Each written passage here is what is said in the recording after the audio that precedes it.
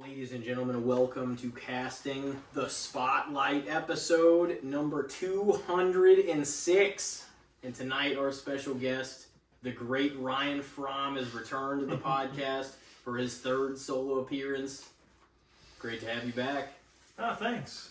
Yeah, It's been the a great been a Fromm. hot minute. The great! You don't like that? Yeah, you chuckled at that. Yeah. A lot of people are very humble when they come on. I try to build them up, and then they're like, oh, you said great, you know? It feels like it goes one way or the other. They're either like, come on, or Yeah. they're like, yeah. Or like they'll own it. You'll be like, oh yeah. They'll be feeling Definitely, trying to take compliments more as you get older. Trying to Oh, not yeah. be so downplaying, but No, but you it is come great. off as a humble guy. oh, you know. It is great to see you, man. I know I just saw you. We watched some football together. Holy fuck, that was one hell of a Sunday. A lot of football. Oh. You definitely had fun, so that It was a great fun, Sunday. Fun time. Oh yeah. The Cowboys beat the Eagles, and that's all that matters to me. That was It was a fantastic Sunday. that was a really stupid game. We were only like kind Oh, of. it was the best game of Well, the we year. were I only don't know like what you're half talking paying about. attention. Yeah, I think. I was locked into that I don't know. motherfucker. Did I they- went from the worst feeling range of emotions to the absolute best feeling range of emotions. That's throughout that 21-0. game. You a Cowboys fan? Oh yeah. Yeah. Okay, that Well, I think was it 21-0? it was 21-0. Okay. Yeah, Again, we were only half paying attention, but that was absolutely not. I mean, there were some rough games yesterday, but that was not one of them because of the comeback. Like they made it interesting. Yeah, It was not really that interesting when for it's a like while. when it's like two And then it halves, was like when one team wins, like both like the Eagles were up 21-0, and then the Cowboys won the second half 24-0. You're like, it's not even a back and forth game. It's just a in the first here half. you go game. I don't know. It was fully the Cowboys were their own worst enemy. Sure. Like Dak threw an interception in the end zone, couple fumbles. CD, Oh yeah. dude, my favorite player in the league, but that motherfucker couldn't catch a ball. I think he had a yesterday. bad He game. was. They had a. Oh yeah, it Said was. he had a couple drops. It was a horrible game for him.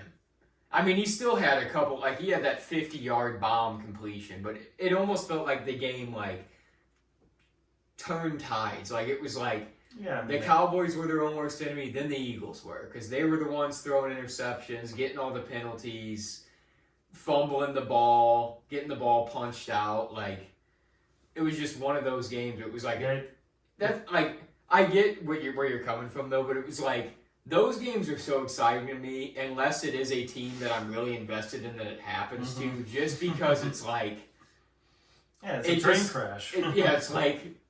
The complete tide shift Yeah. is just like, holy fuck, is this really gonna happen right now? I, That feeling. Yeah, Barkley got a ball punched out. I kind of am remembering that Yeah. now. Yeah, we were watching it. I remember because I have AJ Brown on my team. AJ Yeah, Brown, me and you both he do. was getting peppered early, and then I don't think he scored a point in the second half or anything. So Yeah, he was finally getting some. Eagles offense just yeah. nothing in the second half. Yeah, After he he finally gets had a the best decent game games. though. Yeah, after Yeah. that, because he's been. It was his best game in complaining about 5 weeks, I think. After I looked at it. He'd been really bad. Yeah. So. Yeah, it was atrocious, and then Goddard wasn't getting anything, and I had him in both leagues, so I was hoping he would get. He ended up having a little bit of Okay. some points. I don't really even remember how much. I remember Smith catching a couple big passes, but I don't Yeah, think he ended with 10 points or something like that. So it wasn't horrible, but yeah, there was some real lopsided games though. And then last night, we didn't even watch, but the Rams. I just could have beat had the it on in the holy background, shit, but yeah. But I then didn't we just ended up realize. talking. Well, you turned it off. I guess. Well, again, I didn't. Yeah, it was totally fine. We ended up talking. I just didn't Yeah. realize that's where we Well, were headed. So I didn't- I no, just I didn't turned either. everything off. But I also was looking at the score, and I'm like, well, we didn't miss much because the Rams absolutely obliterated the Yeah. Bucs. Yeah, I turned that thing off with 13 minutes I think left in they- the fourth quarter. Yeah, I heard. Yeah, Baker got hurt. Yeah, he got Supposedly he's hurt. going to be like. They're already hurt. That's the thing. The man. Bucs are so beat up. Yeah, and it's like Godwin's basically been out all year. Mike Evans has been Yeah. out. Yep. and, basically all year. and Bucky Irving, he's been Bucky out. Irving's been basically hurt been since out week all 4. year. Yeah.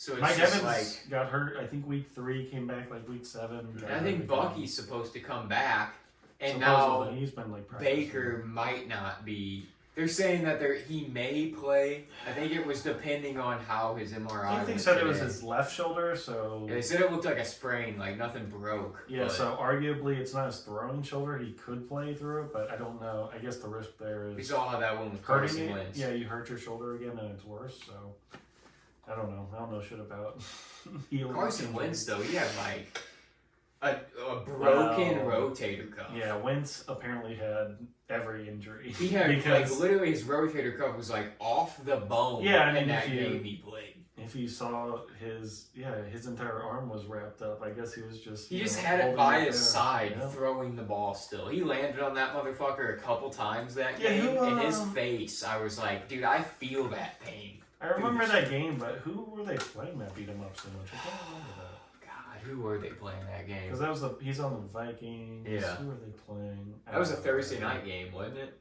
I It, think it was a national or not? They're all national. It was a primetime game. Yeah, I think it was. I think it was either a Thursday or a Monday, whichever one. Yeah, he got. Yeah. I mean, still though, he was a dog that game. Like even if he didn't perform well and they lost that game, I'm like, Carson Wentz is that fucking dude. To go out and play 4 quarters Well, yeah, with your he's- fucking rotator cuff off the bone. Strange is- career for sure. Top 10 pick. I can't quite remember where he's taken. Was he like second? Oh overall? yeah, he was in the top 5. I think. Yeah. He might have been number 1. He was playing really well that one year. Got hurt, and then Nick Foles came in, won the Super Bowl, and you're Mhm. like, what the hell just happened? That was crazy. But that's the thing. Carson Wentz was on the path of like an MVP Yeah. year that year. Yeah, no, he and was. Then He got was. hurt. So I like, think he came back, kind of sucked. yeah. And That's then definitely how it he got traded to the Colts. Was that it? I think so. Got traded somewhere. He just bounced around from there. Didn't he end and- up on the Chiefs for a minute? He was their Yeah, he might have been backup. backup. Yeah. Then he ended up, somehow he ended up on the Vikings. Oh, It's just crazy the though. backup. It's like, Well, the Vikings had Daniel Jones and Sam Darnold last year. And then JJ on the shelf, and then now they're like almost looking for reasons to. Yeah, they're like, hey, we might need another quarterback. Yeah, This guy. dude, the media is so quick to like. There's some guys that took forever to. They're still giving Justin Fields chances, and they're like 5 games True, through. It's what I said true. whenever we came in yesterday. It's one of If- the first things I said. I'm like, why are they so eager just to get him and throw him out to the I fucking mean, if birds? somebody is. it happens to To- certain guys. To be It fair, does. if- But like some of these other guys got like 18 I or mean- 20 or 30 I mean, games. yeah, exactly. If What Justin if- Fields is getting paid, you could give JJ at least like a season. Yeah. Yeah, One of don't my understand favorite that, examples of this, though, is like of the it can always turn around. Is Troy Aikman's first year? He went 1-15, Yeah. and that dude ended up being like a legendary QB. So it's Well, like, yeah, no, back in the day, I think rookies were literally more slow rolled because Peyton, I mean, obviously has thrown, I think, the most picks in a season ever. Still, like fucking 30, bro. If you saw a rookie throw 30 interceptions nowadays, people would be like, "This You'd be like, motherfucker damn. is done." yeah, Manning threw that many? Oh yeah, And he's yeah, also got crazy. the record for the most touchdowns in a season. Yes. That's insane. Dude, I watched The him. Well, no, heavy- that's the thing. They were definitely brought up. I don't want to say slower, but they were given way more development time. It was way more patient back then. Yeah, for sure. Dude, Yeah, nowadays it's like, I mean, it's a bit of a shame, but I mean, look at CJ Stroud. Dude had a great rookie year, and then his like next 2 years, you're like, oh wow, he's not playing good. Is he gonna be our quarterback? And you're like, I don't know. Yeah. So Yeah, people are quick to turn their back nowadays, for Yeah. sure. Dude, I remember watching a game with Peyton as a kid. I was probably like 10. It was him and the Bears. It was the Colts versus the Bears. And this dude threw five interceptions in one game. And they won that game. Because he came back and threw 5 fucking touchdown Well, passes. especially, well, I guess the That was Bears- one of the most, like, I still remember that game, and that was 15 fucking years ago. I guess the Bears back then. If that was around like the Urlacher, That was Jay Cutler was Jay there at Cutler that was point in around. time. Yeah. those Bears were a weird team. They were Mhm. kind of Yeah. good, kind of not. Yeah, I think he was in the tail end of his run with the Colts at that point. He was almost a Bronco. It might have been his last year even. I don't know. Well, yeah, he had neck surgery, and the Colts are like, we cannot fucking put you out there, bro. Sorry. Yeah. And he's like, all right, I'll just go set records in Denver for a year and then suck.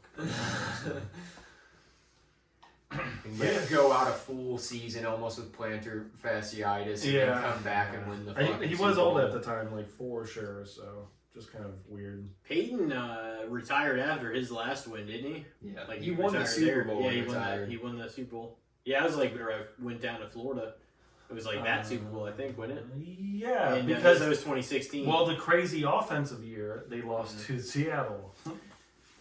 Yeah, they got beat the hell up. Do you remember? Because I remember that too. By Seattle. They did get beat up, but I think the first snap of the game was like 10 feet over Peyton's head, and you're like, oh, yeah, fuck. That's a precursor. That's insane that he has the most in a season and has the most touchdowns, 55. Yeah. All time. I'm like, that's crazy that he goes. I didn't even know that. I still think the most all-time interceptions is Brett Favre still. And their all-time could be. I just I think it is for a career. I think for Brett. Yeah, it's Brett. Because that dude too was just a. He would just take chances. He would throw so many picks and so many touchdowns. I was gonna say every season. He might have been the first like modern gunslinger because I think some people threw a lot back then, but he was the first one to just say "fuck it, chuck it." You know? His very first pass in the NFL was a pick six. Yeah. Probably it was. Like I remember watching a documentary over him, and like he said he remembers just like getting leveled and ended up on his back after he threw it, and he's like, maybe there's hope. And he remembers just like laying there and watching the feet start running the other way, and he's like, that is not a good sign. It ended up being a pick six. And his coach was like kind of shaking his head when he walked to the sideline, and he told him like, hey, I can always say my first pass in the NFL was a touchdown. True. Yeah. Gotta look at things, silver lining. He kind of just, but that's the thing, it's like there's something to be said about that too, is like it might not have always been the smart decision to just sling it like that, but I mean it paid off. It like there's things that paid off for you, if that's the thing. Made it fun to watch. Yeah, he was skilled enough to where it worked out more often than not. Yeah. Which is all he needed to do. Which is fucking wild though too. But it's just like you have so much, that's high risk, high reward. Like, that's why I love Baker nowadays much as a player. So like, dude, he's just a warrior. Yeah, it doesn't always pay off for him, but that guy takes risks consistent. He does. So it's he's an old school player. Like Baker, like his mindset is a player. I feel like his old school. Like he's fucking, it's dope. But he's, people. Now his story has got so much like love to it. Like with what happened to him, and then actually like, it's whenever we went to like where I guess Carolina. Yeah. It didn't look good, and then it looked good for that one spot in the Rams, and the Bucks are like, well, fuck, let's see how it works out here. And then he found his home. It was like, he has got such an arc, and like, I really hope at some point, because they're one of my favorite teams, I really hope they can make like a playoff run that's just really fucking memorable. You know what I mean?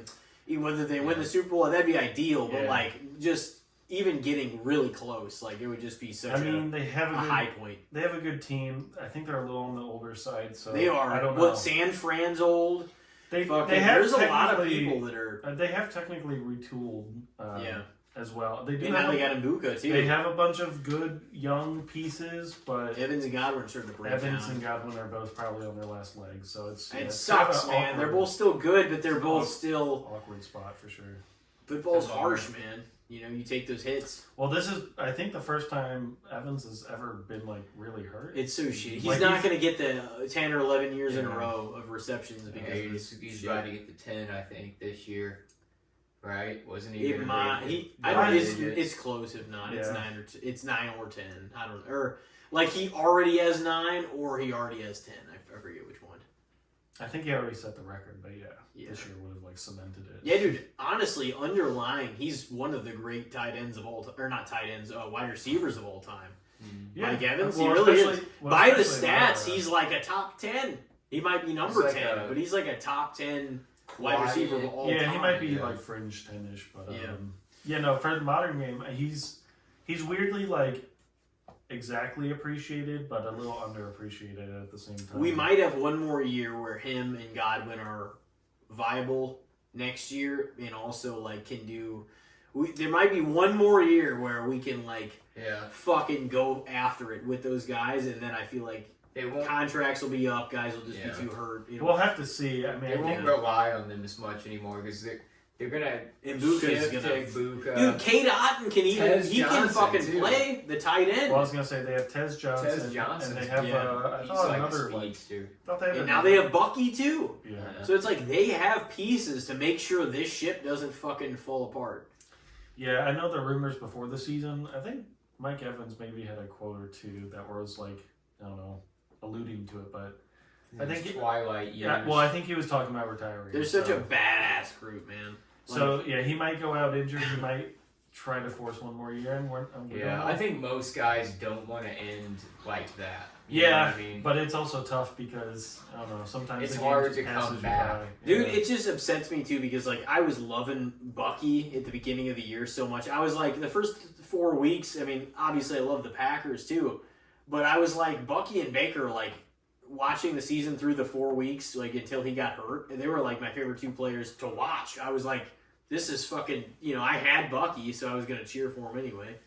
But it looked amazing. And then, injuries. And then everybody got hit with injuries after, like, kind of that, few week process because bodies aren't really used to it. Yeah, after about a month is when I think people start going, like, all out again. Because now that they basically don't do training camp or whatever, I think preseason, you mean? Preseason, whatever. I think they kind of use those first few weeks, obviously, to ramp up. And I think after about a month in, basically training camp time, I think that's when they start like going all out again and they start getting injured. So, what do you think about? And it's going to happen at some point. What do you think about them going from 17 to 18 games? I mean, just from the human mind standpoint, it makes me feel better because 17 is such a disgusting number. It is. It's such a. Well, this is what. It's literally a prime number. Question prime numbers are the shits. The fact that. I mean, I don't know. Just, some of them are. I don't know. At least for my entire lifetime, I don't know when they expanded to 16 games, but my entire lifetime, you finish 500 or 8-8. There is no 500 anymore. I guess arguably Dallas might be able to be 500 this year. Nobody has ever been able to answer this question for some reason. How is the 17 games split apart? How is it determined whether you have 9 home games or 9 away games? I think they just. I mean, my guess is they just flip it year to year because. How do we not know? It is inherently.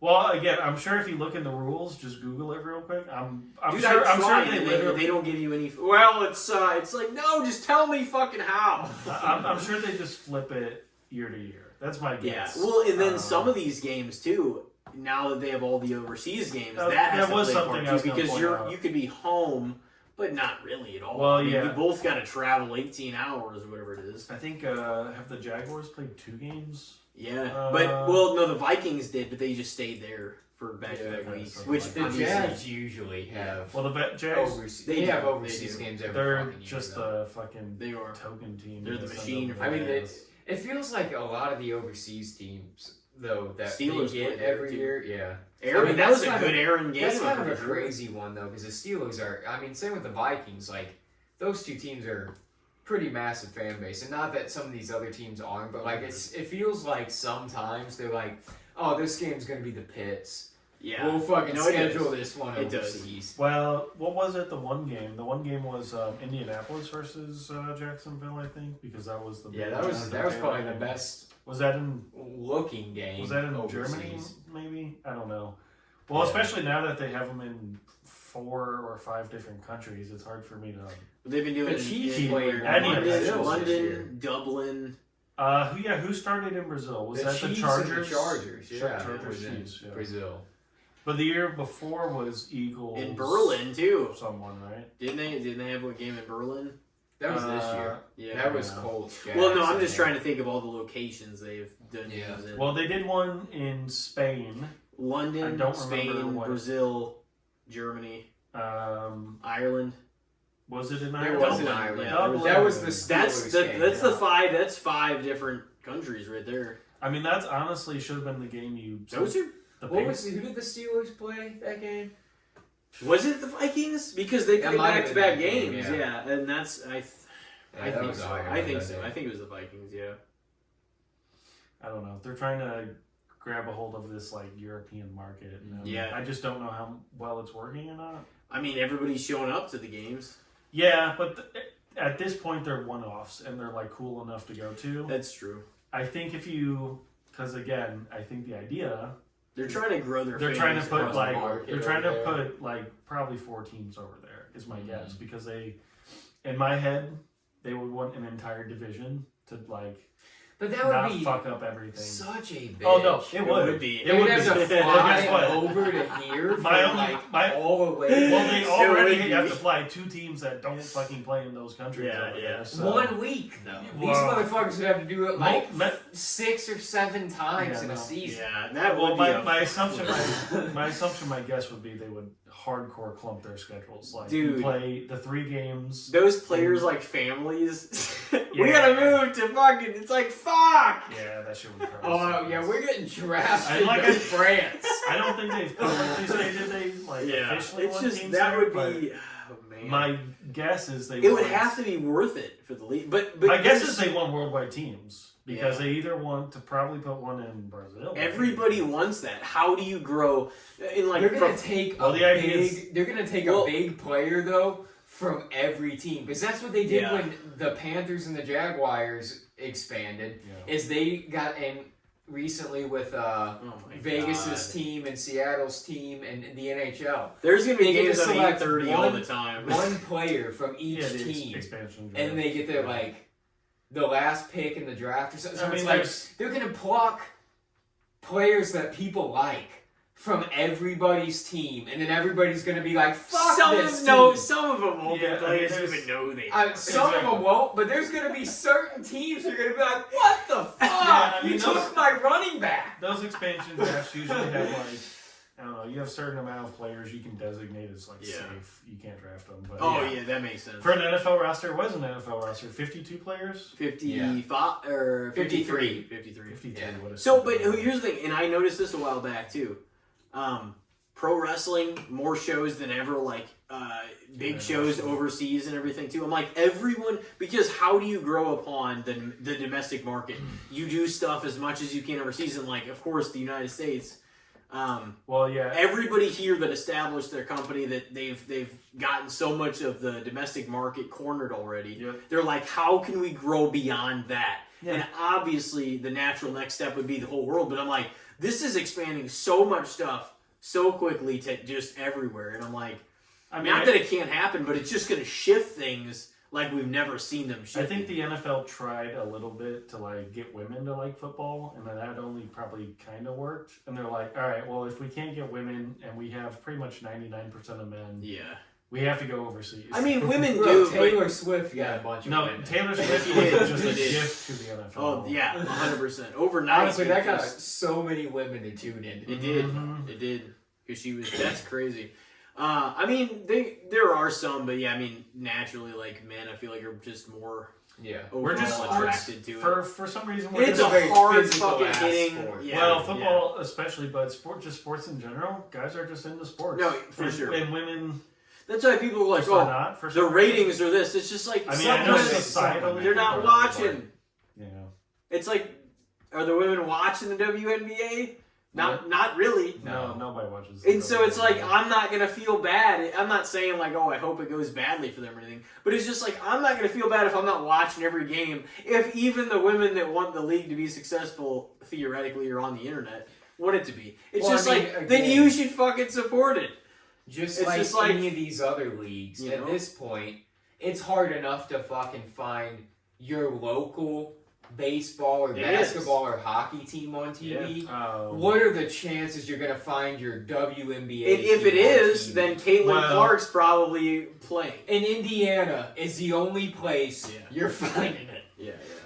Yeah, I know. Well, no, they put her games on stuff, but they don't really put anybody else's. I mean, Yeah. but that's the thing. Nobody even paid attention to anything until she got in the league. I don't know. You go on ESPN. None of their games ever crossed 1 million. I think the WNBA like playoffs and stuff, you'll see ESPN talking about them because I think ESPN probably like syndicates them or whatever. But and I mean, it's a sports outside of league, that, it's ESPN, so yeah, they're going to report on outside it. of that, I don't know. So I mean, it's like Apple TV, I think, have some of their rights. I don't know. Same thing. I mean, regular sports, male sports, like MLB and whatever. All of those are already kind of fucking hard to. They watch. are. They make A it lot fucking of them difficult. are, yeah. I mean, do you like the worldwide expansion? I guess all of us. Like, what do we feel about the whole?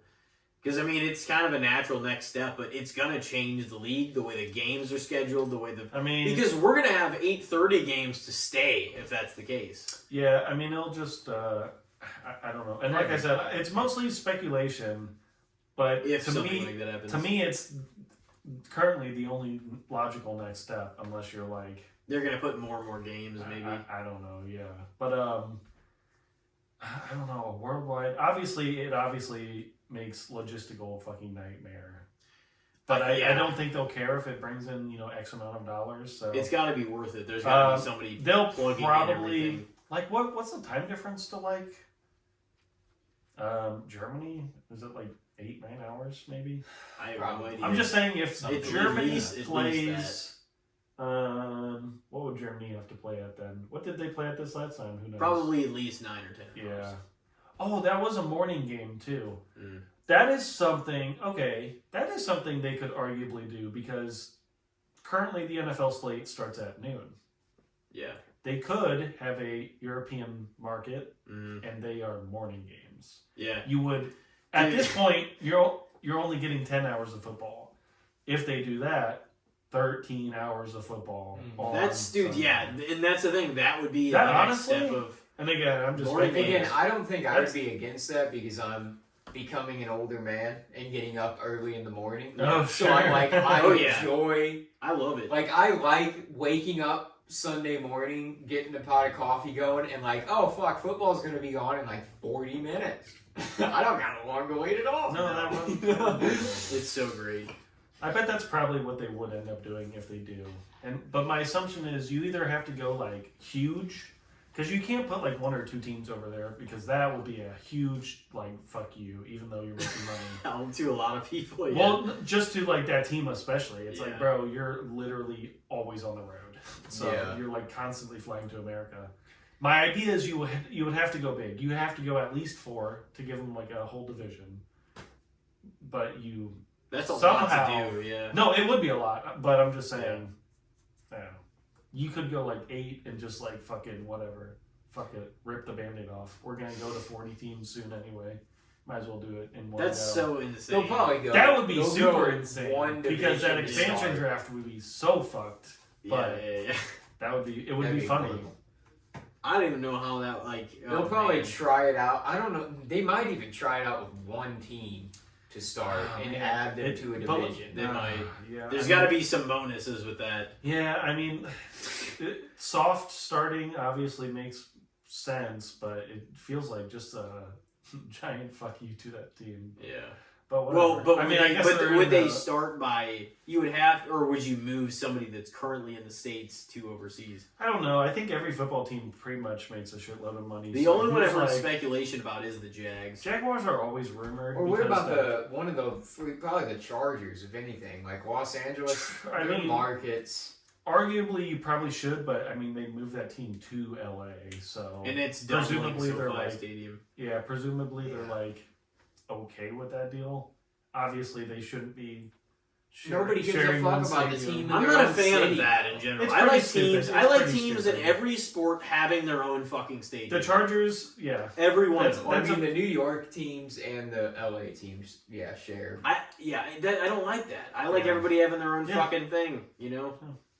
I always did. In baseball, like It doesn't really bother me. the fuck. that Like much. it's just. It I is don't know. kind It's of kind fun. of your own, but it's just because then it's like it's always got to be scheduled a certain way too. Yeah. It's kind of fun because Madison Square Garden's like that, but that's split just between sports. Yeah. Basketball and hockey. Yeah, in hockey. Because the Rangers and I think the Knicks. It's crazy that MSG is like somebody's home fucking. Like it's like the most famous building in the world, in the history of the world, and it's just like, and that's somebody's common. Well, we're gonna play 40 fucking 1 games here. You know, it's like holy shit. It's not bad. Yeah, that's not a bad deal at all.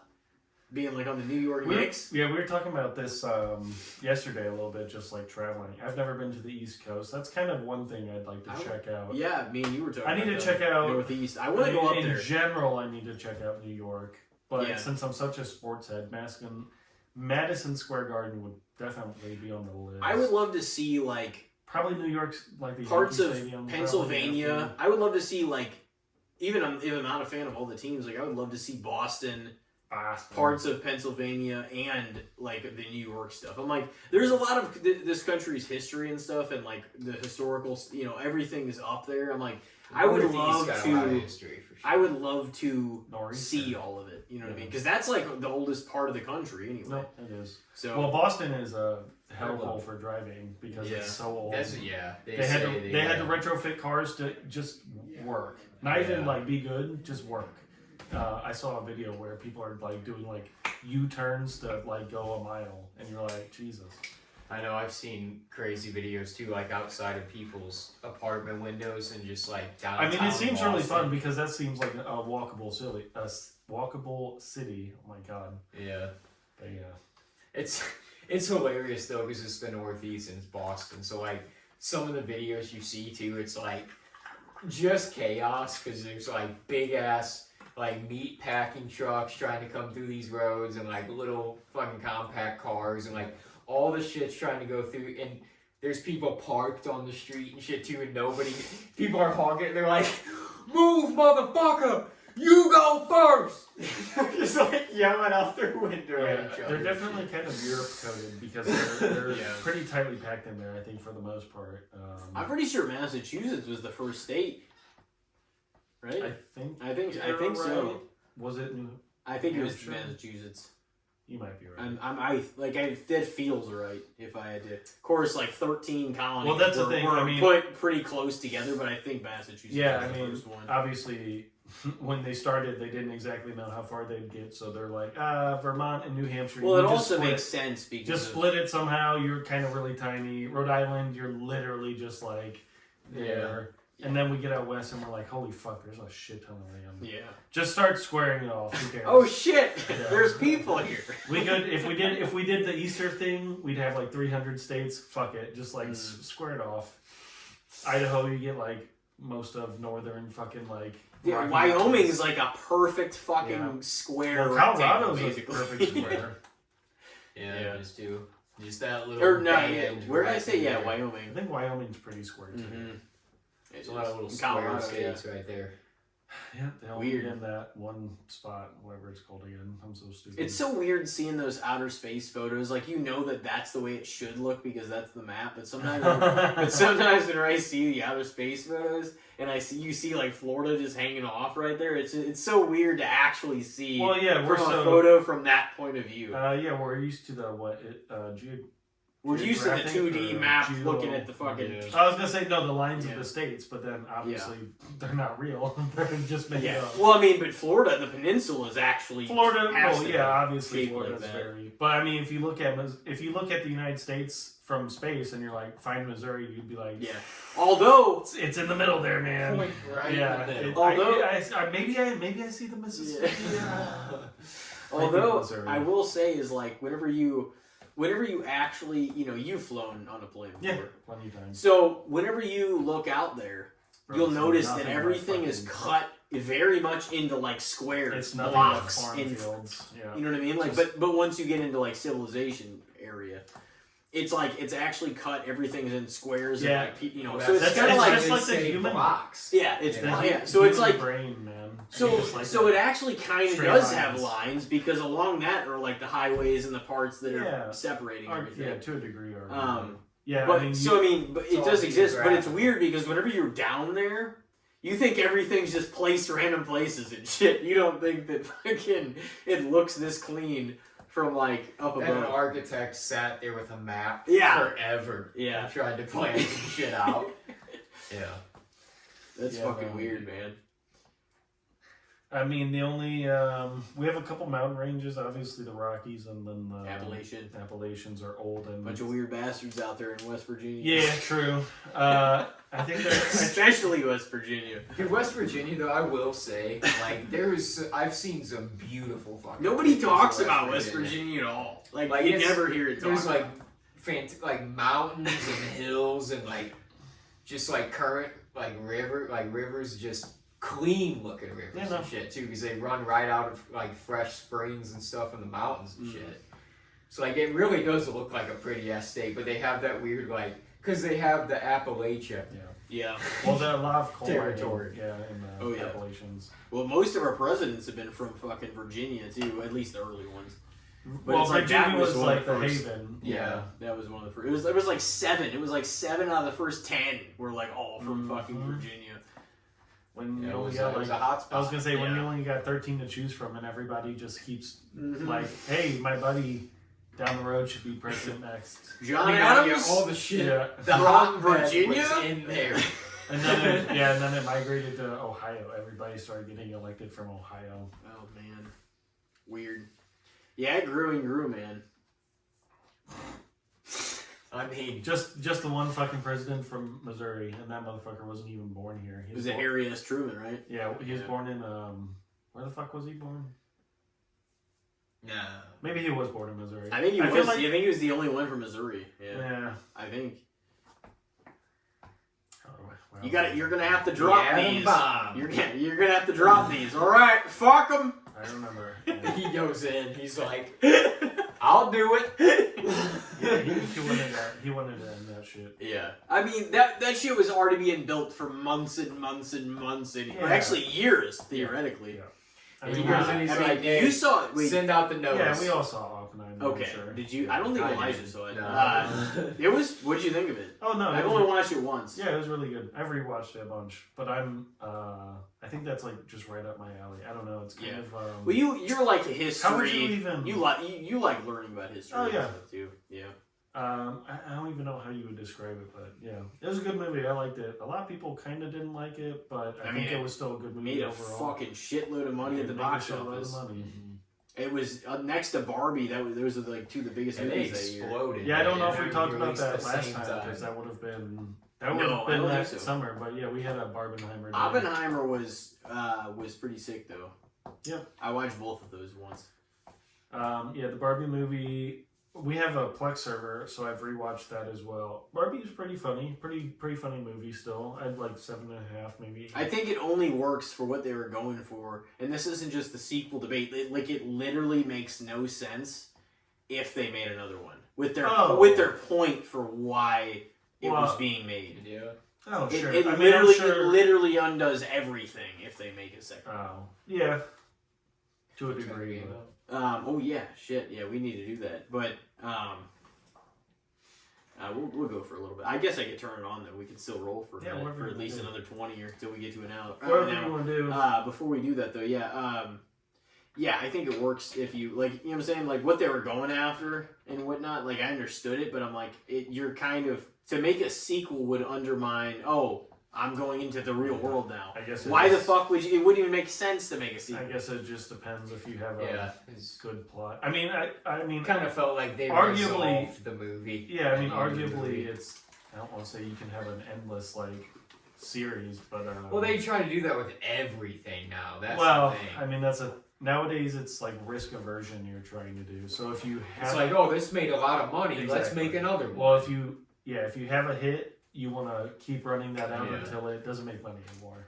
I mean, that's why they are making. a lot of the times, How it's many like, fucking Jurassic World movies have Yeah. they made? And now they had an entire different cast in and that they last one. spent that. What was it? Motherfuckers Maybe not love this dinosaurs. one. I think it was Dominion. They spent like over $500 million on that movie too to make that. Yeah, shit. so this last one was the 4th one, and this one had Scarlett Johansson. I Yeah. think it was a Yeah. completely new Like cast. Fallen Kingdom or whatever.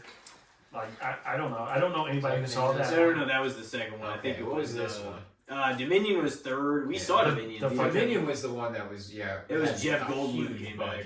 I don't remember what the hell the last one was called. The ScarJo movie? I don't know. I'm sure they were hoping she was going to be a selling point of it. I think they did make a lot of money. No, that's what I'm saying.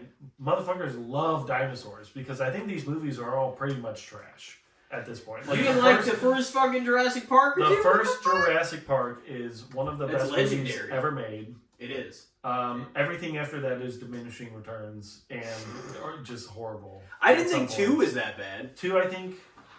What was 2? Was 2? I didn't think 2 was that 2 bad. is 2 the one with wasn't 2 the Lost World or something 2 like is that? the Lost World. Is 2? I guess they all have kids in them. Is 2 the one with like the parents who have to go in to like find their son, or is that like 3? I don't know. That might have been 3. But I wholeheartedly agree that 1's still the best. Oh, easily. To this No, day. yeah. The first one, and again, this is good. This is Spielberg. Well, He's this is fucking legend. Yeah, this is speaking to your like, you know, just let it be, or you know, you don't have to make a sequel. Yeah, bro, That's not just you my knocked opinion. it out of the park. Yeah, Obviously, you're just doing it for money. for what? Because all these other movies suck. I just think The first one had a message. it did. What was the message of the second movie? Don't just let dinosaurs be again. Yeah, what was even the plot of this? But that's not just my opinion as far as like the Barbie thing goes. That's literally like it undoes the message behind the movie if you make a sequel. Is my point. No, I and agree. if you watch So the I'm movie, you understand. Yeah, I was Yeah, gonna but say, even that's- the fucking San Fran, they're up by 7. Oh fuck balls with cheese. But yeah, I mean, even the fucking Jurassic Park movie undermines it, making a sequel because the first one was like, leave the dinosaurs alone. They exist now, but just let them like die off or whatever. And then they obviously kept going back. And then the dinosaurs came to LA. It was just like, hey, don't fuck with this. This is a thing of the past. Don't try to bring it back. That's not today. And then it was like, oh, they're on an island. Yeah. Oh, they're in a city. I think the second one was there was a second island, and then a third one was I think they'd have to go back to Isla Nubla or whatever the fuck it's called. So but I was just that fucking oh god. So they made 3 Jurassic Park movies or 4? 3, and then Jurassic World. Because Fallen Kingdom, Dominion. Well, no, that's what I'm saying. Because now they've 7 made 4 overall. Jurassic World movies. Yeah. Because the last one was ScarJo, and I don't think a single fucking person saw that, but it made $1 billion because motherfuckers love dinosaurs. I don't know who these people are. It's Scarlett Joe. Maybe. I mean, she is the top grossing actor/actress of all time. So I really need actress. I really need to watch. I think it's No. The other Harrison Ford. No, the other night, we were talking about it, and I said Samuel L. was the current all-time. Oh, well, I thought I saw an article over the summer that was like Scarlett Johansson might have been with whatever. Maybe movie. he was in something She else. was in every single one. Became like the top grossing Marvel, of all time. All the Marvel movies. Mm-hmm. Yeah, I don't know. I need to watch Marriage Story, but I probably never will. I've thought about people have put that over actually. It's like Adam Driver and somebody. Well, else. yeah, that was Was the it idea. Scarlett Joe and him? Yeah, it was Adam Driver, Scarlett Joe. I have heard actually good things about that movie because it was very like a real. I mean, I guess a lot of people said it should have been just called The Divorce Story. Wow. Yeah, I mean, it's a little bit of a play on title. Yeah. So, haven't seen it, but yeah. I haven't either, but That was just like one of those movies where you're like, holy shit, they're actually actors. They're not just Black Widow, and they can actually they have range.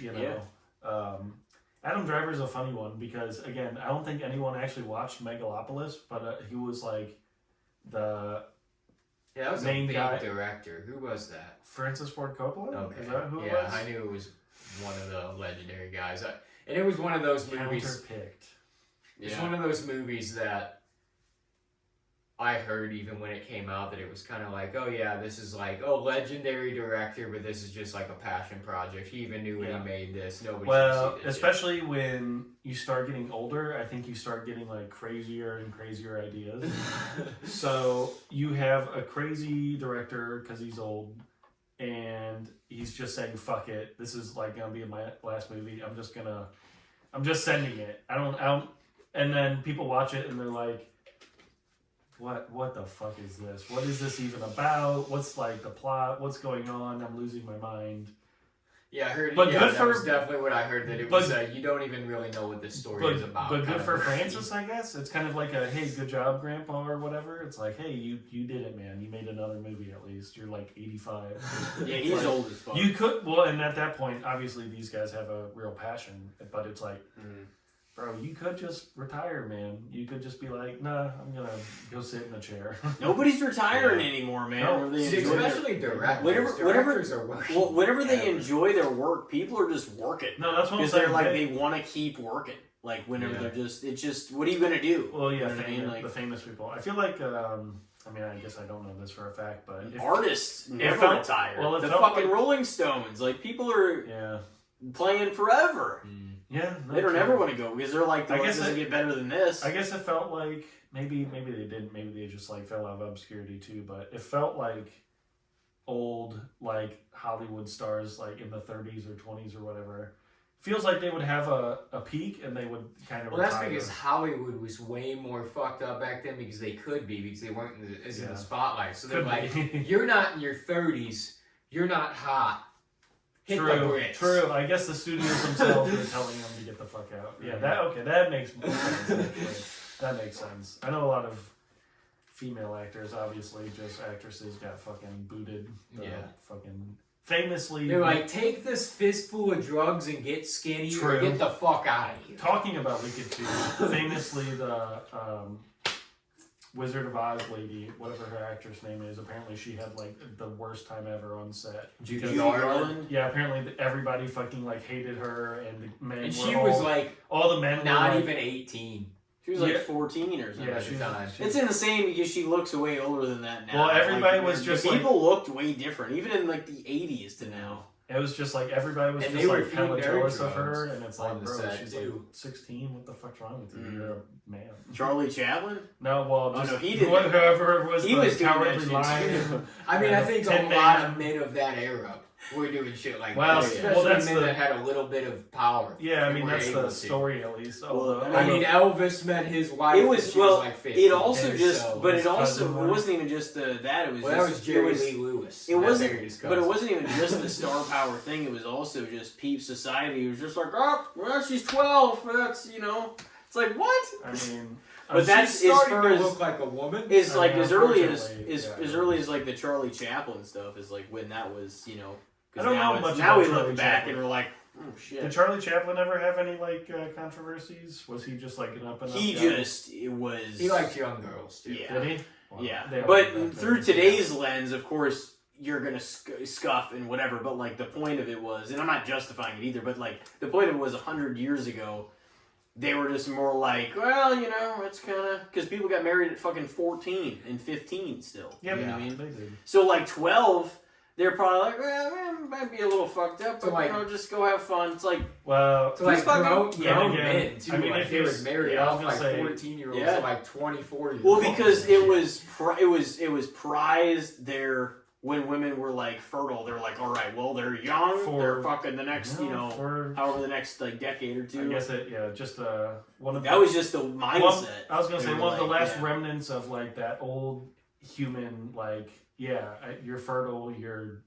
It was like that, which is obviously in the modern day fucked, but back then, they were still clean. That was the mindset. Yeah, dude, I don't know. Imagine, like, dude, I was like 12. Well, but the thing was, they weren't like, all right, well, you're still like this, you're 22, you're, whatever. It was like, they were like, yeah, you're 14. All right, why aren't you having a baby yet?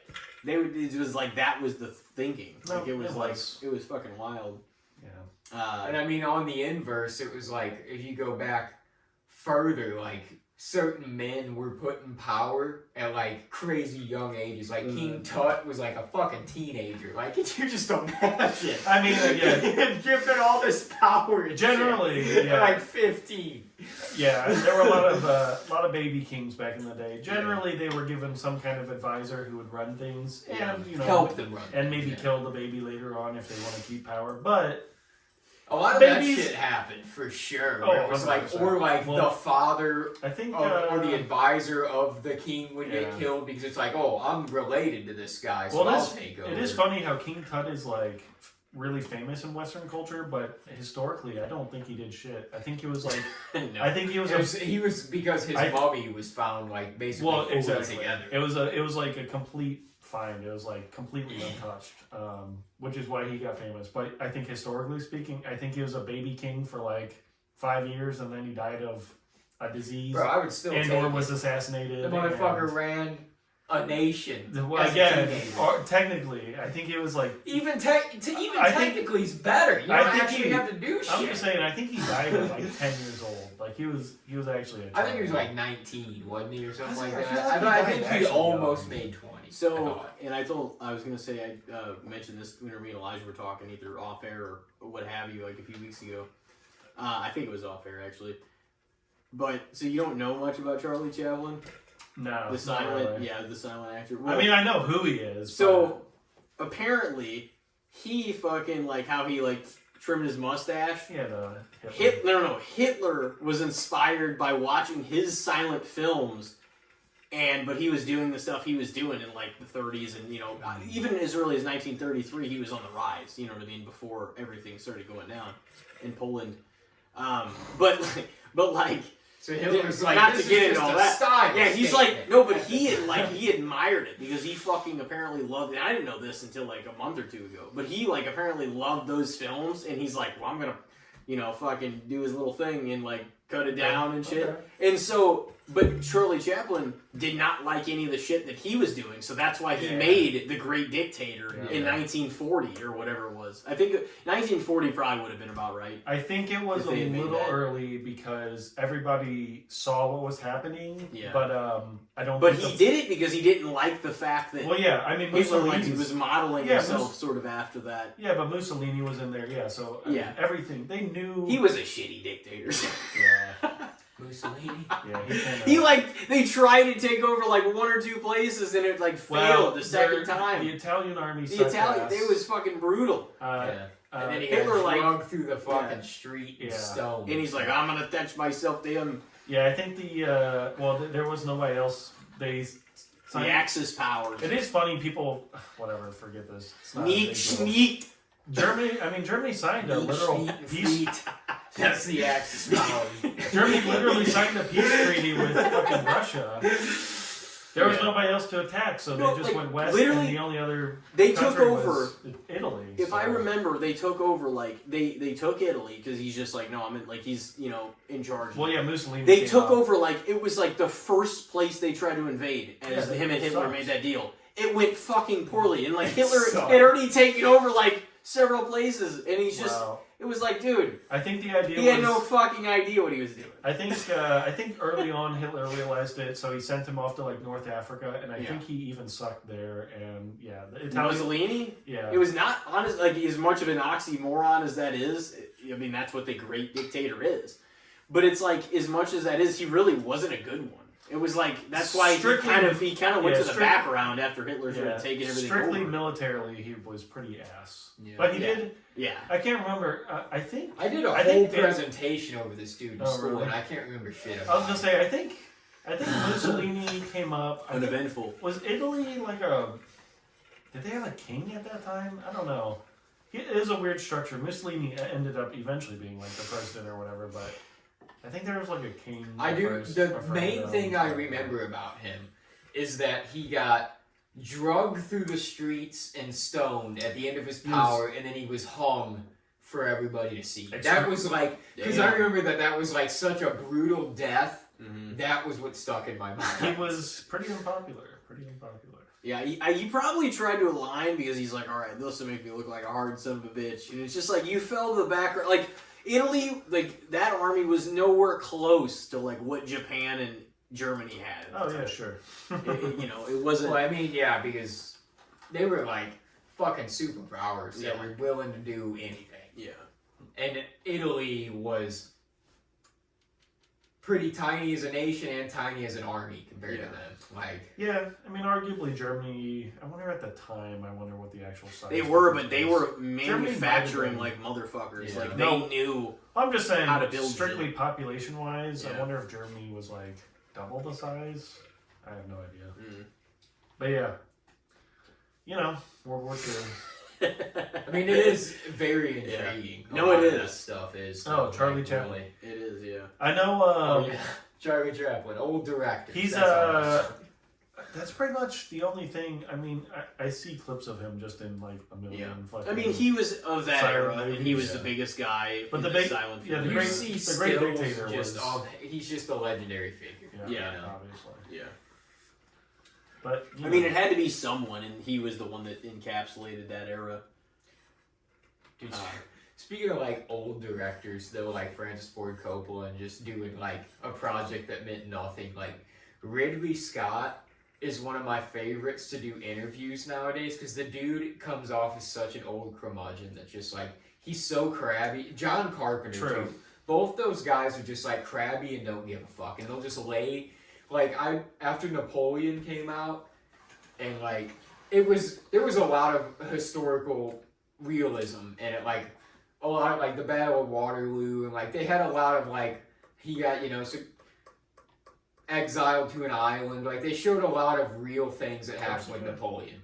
Yeah, and he was just out there eating grapes and getting fat and telling stories to kids and shit. But like he had Ridley Scott film elements to the movie too, and there was a scene in the movie where they like.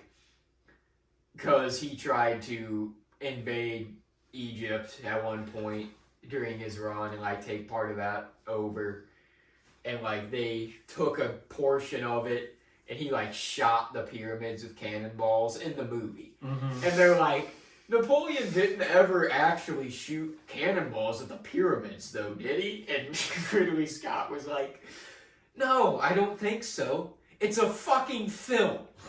He was just so angry about it for no reason. It's like, man, well, at that point, you might as well just like make up a fucking character if you're gonna just like.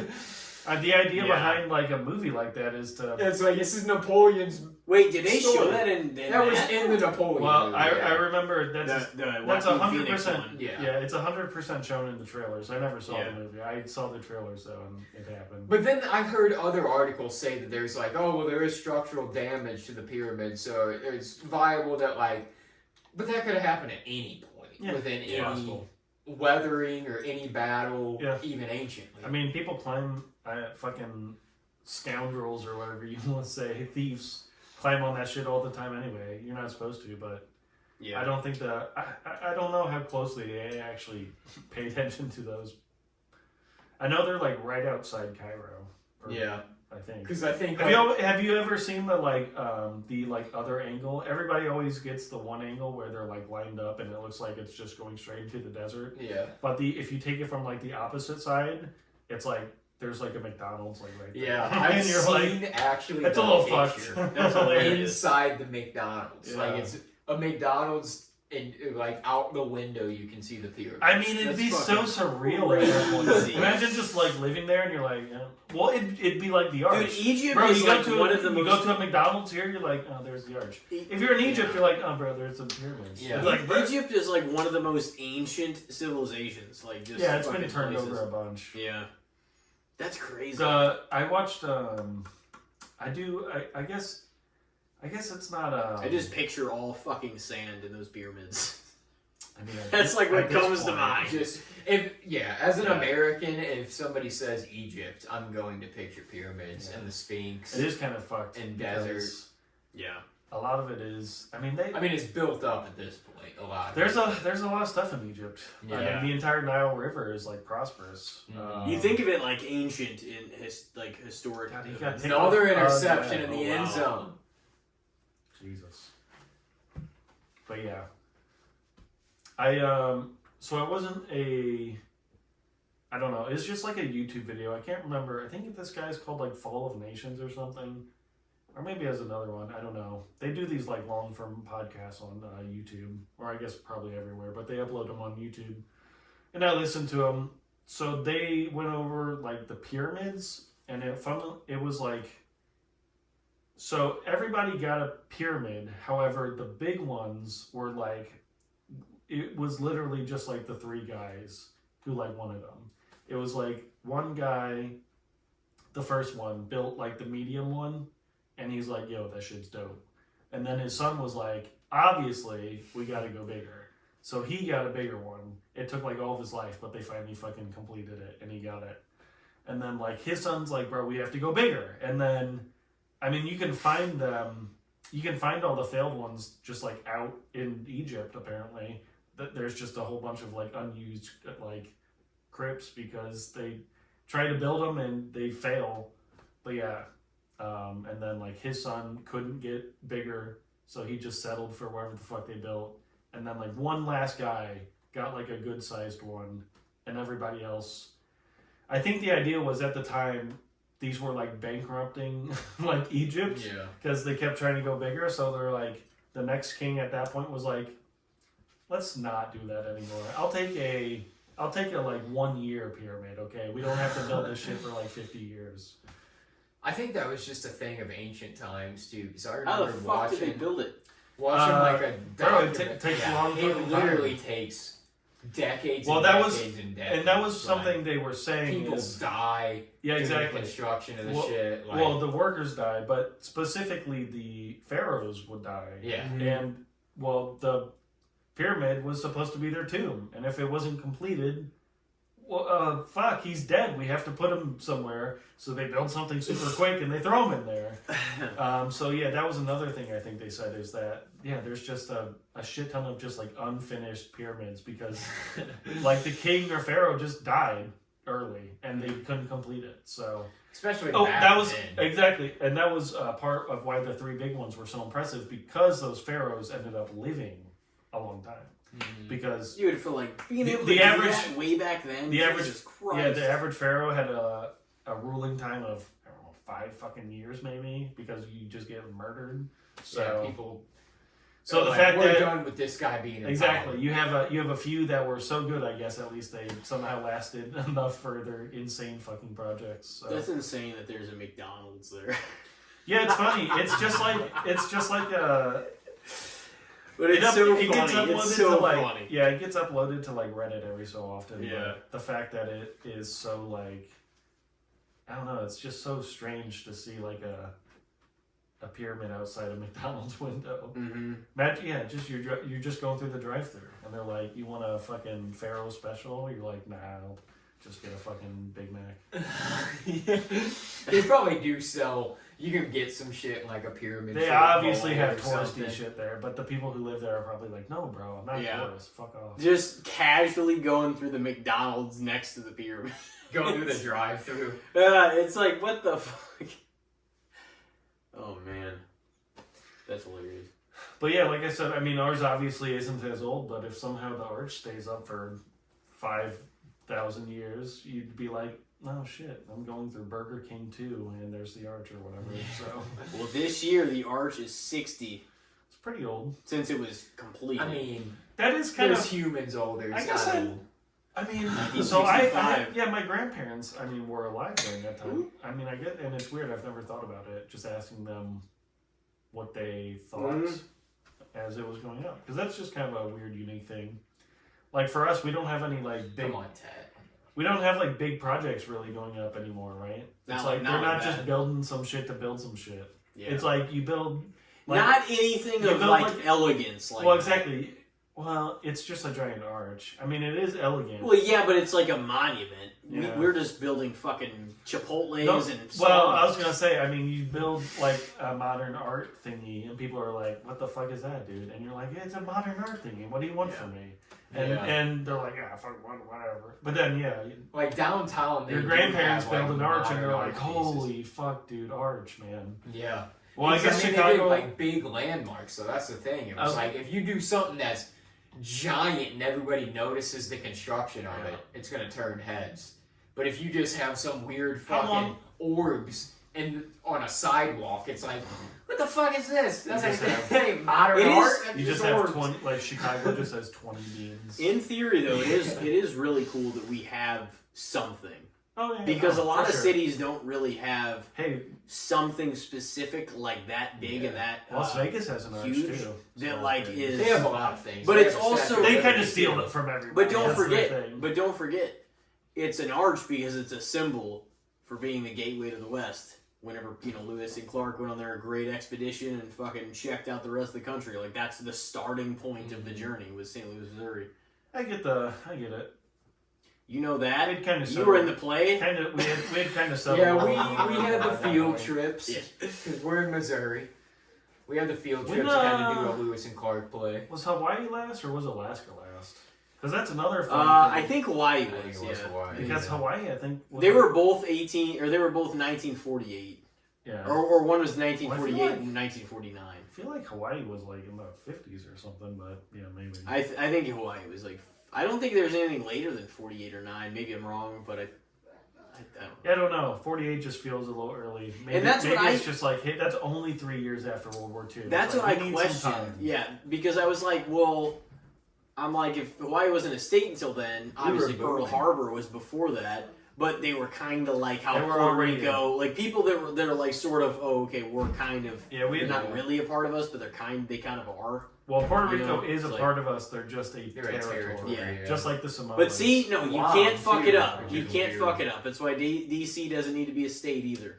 We got an even 50 states. Talking about odd. Hey, even. taxation without representation, bro. Exactly. What the fuck's going on in DC, man? We've got an even amount They of don't get a states. vote. It's a perfect 50. We don't need anything fucking more than that. Look, Nobody again, else. like I said, no offense, but you could easily merge like some of these. All right, Rhode Island, no offense, just go off with New Hampshire. No, I mean, like Vermont. well, Vermont it and might New take Hampshire could offense just to squish that. together, man. They might take offense They're to li- that because Vermont they and were New- like part of the 13 Oh, colonies. I get it, but like Vermont and New Hampshire, they're just like a rectangle. You can make the Dakotas one if you want to. Well, exactly. Nobody lives there anyway. No. So.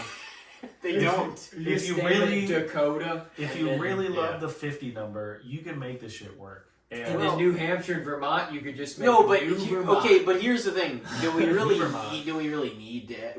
Okay, we don't need to add DC. They already have a district, and they are also like already have 3 electoral votes. They don't need to be a state. No, hell no. Okay.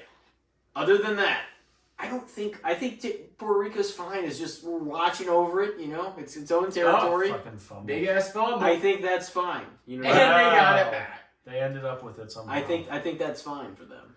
I don't think we need to be playing Big Is that Daddy Kittle? Oh, as no, much that's as we the want one. to everybody. Well, Puerto Rico's just like I think the biggest of the territories, so that's why Yeah, it there's a is. lot of push for. No, and it's fine, but it doesn't. It It can just be feels it can be its own territory still. It just feels weird. The When moment it's like we make it a 3 times state- the size of like North Dakota. We're gonna you know? really Americanize Oh, where it, are and we then it's doing gonna it? be Yeah. all fucked up. It's already, it's It already. does feel kind of America. weird though that like there's certain places like Guam is the weirdest one, but like there's certain places that I could Guam's technically outpost. fly all the way out to like a little spot in Asia and be like, no, I'm an American. You gotta let me in. Well, yeah, no, I mean, if obviously chill. there's just a shit ton of like Pacific Islands, and that's just what happened. But I mean, the funniest one to me, at least, is the Falkland Islands. If you know them, they're right off of like South America, and guess who owns them? Britain. Well, I mean, but Britain, because they were like They were such an superpower. early powerhouse. I mean, they had were, so but- They were much bullying shit. the Bro, world they're for a like minute. the Falkland They Islands. just own shit It all was- it over was The the funny. place. Falkland Islands are literally like 20 miles off the coast of like Argentina, and they literally fought a war over it. And Britain was like, "No, dude, this shit that's literally halfway around the world." Third pick. Second by J.C. Horn in Oh one my game. lord! This is an insane game so far. Purdy. J.C. Horn, baby, go off. Hard to tell if he's looking like ass because we're not paying super attention. But third pick, Well, and McCaffrey probably should have lost that fumble, but they somehow got it. do you guys want to watch a little bit of the game and take a break here and come back in with the good, the bad, and the Yeah, shits? if you want Yeah, to break, with that's that. fine. I don't know how long we've been going. Oh no, we've been going over hour 10 now. Over. Let's go. Well Let's over do that. So we will be right back. We got Ryan Fromm on episode 206, and we will see you in a moment. Ladies and gentlemen, we are back. This is episode 206, featuring Ryan Fromm for his third appearance tonight. And you know what it's time for. It's time for a good old round or two of the classic, the good, the bad, and the shit segment. So, who wants to go first? You want to throw one out there? Yeah, I can throw one out there. Got a couple here. Well, we've already sort of talked about football. It's on right now anyway, so I might as well toss my football topic out there. What do you guys think about the quarterback passer rating as a stat? Do you know, like... Oh, Jesus. So it encompasses attempts, completions, yards, touchdowns, and interceptions. And it just kind of like calculates each of those variables is scaled to a value of 0 to 2.375. Mm-hmm.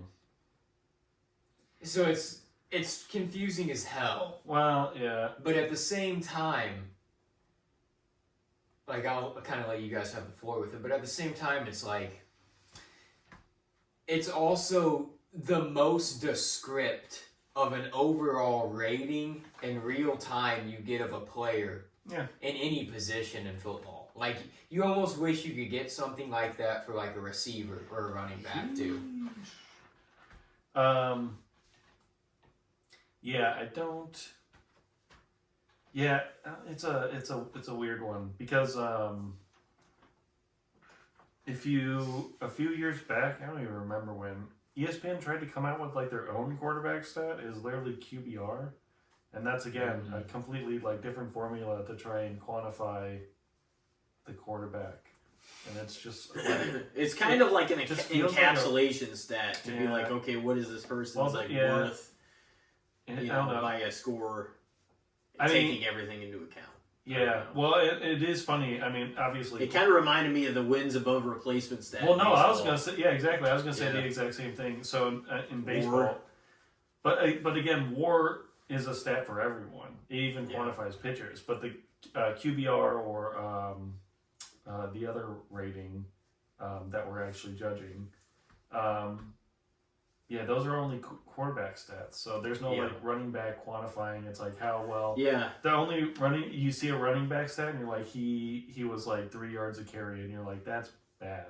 But then you're like if you didn't watch the game you're just stat watching. You're like well, I don't know, maybe he had a stack box every time. Well, ultimately I don't know. It's a weird thing. I'm gonna be honest. I haven't really thought about it much. Sometimes you see it and it'll feel like kind of wrong or off or something. I don't know. You'll like watch a game and you're like that quarterback kind of it felt like bad, but then like the stats were totally fine because they played like a safe like check down game or something, and then the stats gonna be like he played pretty well. So I saw some like bullshit on the internet yesterday after that Vikings-Packers squash, and it was like. You're damn right. It said something about J.J. McCarthy's passer rating, and it was like if you were to complete one 20-yard pass and then spike the ball into the ground the rest of the game, you would end with a better passer rating. And that was when I was kind of like, it almost feels like bullshit then. Because like, yeah, he had a horrible game.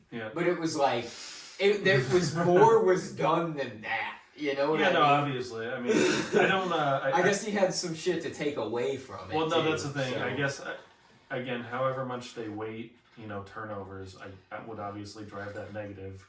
So the idea is if you simply spike the ball, those are bad plays, but you're not... turning it over. Yeah. It's kind of like so I get it. The stat, but it is like a weird stat. Yeah, like the stat can kind of be used to, I feel like, be a manipulation of what the actual game script looked like. Yeah, you know what I mean? It could kind of be like, it's like it tells one story, but if you actually look at what happened and the way the game was played, it might tell a different story. You know what I mean? And I think about those things like whenever you look at like stats like that too, because it's like it makes a difference whenever they're garbage time points and you're playing sloppy. Oh, you know yeah, what I mean? sure. And because there can be awful wins, and there can be good losses, you know, to teams. So yeah, how is that taken into account too? You know what I mean? But if a guy's passer rating is like, or his QBR, I'd imagine, like if either of them are like blown up, that dude had a hell of a game. Generally, if there's a really good or great quarterback, the stats will show it. Yeah. In some way, shape, or form. Like, yeah. You know what I mean? If they're actually... They might not be number one, but they will show that they're one of the best quarterbacks. Yeah, and passer rating, I think the reason why some people kind of just look at it weird is because the way they calculate it, I think a perfect passer rating is a weird number, like 133.6, which is like, that's the perfect game from a quarterback, is a really just strange number, but that's just the number that works out, you know, in the formula or whatever. So that's why I guess ESPN or whoever came up with it, I think QBR is supposed to be like 100 is like the best game. And we've been talking about it a little bit just with like sports numbers, but 100 is like a way nicer number to be like good game 100, mid game 50, bad game anything below that. Yeah. So in passer rating, you're like, oh, he had 80 for his passer rating. Is that good? Sort of, maybe. Kind of. So, yeah, it's kind of a weird stat. It's definitely a football, like, even nerd stat, because I think they post it on, like, the ESPN box score still, but it's like, I don't know. If I brought it up to my grandpa, he'd be like, bro, what are you talking about? It just kind of seems like a happenstance stat. Yeah. Because... Yeah, do you just care more about yards? Because, like, what is that really worth? There's not an award for... I mean, I'm not saying it's bad. Because, here's the thing. If you are that good, your stats are going to reflect it in some... You know what I mean? Like what we just said. But, like, I don't know. I just don't think it always tells the full story either. But, like... I mean, Aaron Rodgers historically had a great one, or the best one for a long time. And he was like, people would accuse him of like trying to protect this stat. Oh, sure. By like throwing, you know, out of bounds and shit all the time. Yeah, I mean, in like in game, he would do that. Yeah, in gaming or whatever, in Call of Duty, they call you like a KDA gamer or something. You're like camping just for your like KDA. But you gonna brag about the best passer rating? Well, no, exactly. He's Because only it's a nerd shot stat. if he knows he's got the shot. Well, exactly. Well, no, I'm not even. This isn't even to offense necessarily to him, but like the stat in general. Yeah. That's my take on it, because like it's not. It's like, okay, you can say that, but like. And did you fucking win the MVP award for it? Yeah, you know since I'm just not as familiar with it, I guess it would just be interesting to see the change. Because I guess just one example recently, Shadur Sanders had like a pretty okay game. I think going into the fourth quarter, he threw for like 150 yards and no turnovers. So I wonder at like that point what it was. But to finish the game off, he threw a like screen pass, and that guy ran it 60 yards for a touchdown. So that is a quarterback stat because those are air yards. So I wonder what that did to the passer rating, because he threw it laterally. Or it had to demolish it. Yeah, well, he threw it laterally, but is that like a passer rating? Yeah, I mean, it's his turnover. So... Yeah, so it's just weird how, like, you can throw, like, literally a screen pass that is, like, behind the line of scrimmage, but if someone runs it for a touchdown, it's positive, like, quarterback stats, and you're like, yay, I did it. And that's, I'm going to say maybe a little bit overrated, but I do think, like, if the best quarterback, like, the person that's considered the best quarterback in the league that year, just for example, whenever I say that, I think the rating is going to be pretty good. Yeah, that's the thing. So it's like, in general, there's going to be there's a correlation. There's going to be a correlation with them if it actually, is what it's reflective of. If the guys, if they're 15-2, or if they're 14-3, you know what I mean. By the end of the season, it's like, okay, he's going to have some pretty damn good stats. Sheesh, you would think. Yeah, I guess. I mean, again, not to not for nothing, but I don't really think about it much. So I don't either. So again, I will go slightly overrated, just because I don't know how necessarily it's calculated, and I don't know necessarily how it. It's all those things they get into. It's all things. It's basically about getting everything down to one number. Yeah, and then again, that's baseball has wins above Value. replacement, That's so sort of the Moneyball philosophy too. Yeah. So getting things. That's what Jonah Hill literally said in the movie. It's really Great if movie. you're into nerd stats or if you're not into nerd stats. I really like, maybe just because I'm a baseball guy, I love baseball nerd stats, but I don't know, football I'm just not as familiar with. I'm really just a fantasy guy, so I'm just like, yay, number go up. Yeah, you love always football been too. into football though. It's I mean at this point I would say it's definitely my favorite just because I keep up with it the most and watch it the most. But I grew up loving baseball too. See, I was like always into baseball stats and stuff too. I don't like know them. I'm not up to date with them near as much as I once was. Yeah, there's like so much out there now. I think like Baseball Reference, I mean, they track everything. There's like exit velocity, swing speed, barrel rate. I mean, anything you can think of that contributes to like hitting a baseball. Like the angle that it comes off the bat. So they track everything in baseball, and it's for nerdy people, especially like me. I like stuff like that. Yeah. But in football, it just I don't know. It just doesn't come off the same for some reason. So I don't know. I think some of those things are wild compared to the passer rating stat. Like I don't think it's an insane stat, but it's kind of just. It's it probably is a little overrated though. I honestly had no idea how I was going to answer for this at first, and then I'm like, well, we kind of ended up having a pretty good talk about, the stat in general though. I don't even know some of those baseball like stats, like those like really hyper fucking individual and again little things. So WAR. I mean, I know not to keep talking about it, but WAR wins above replacement is it's supposed to quantify everybody into just one like good number, like what are you compared to another player, kind of your value. Yeah, so it kind of works out, but then outside of that, there are other just straight up pitcher stats, and then there's like hitter stats. So there's so much to baseball stats, and it's such a nerdy sport, but also steroids. So I don't know, account for that. What's your take on that? Steroids? Do you think they should ever get in the Hall of Fame?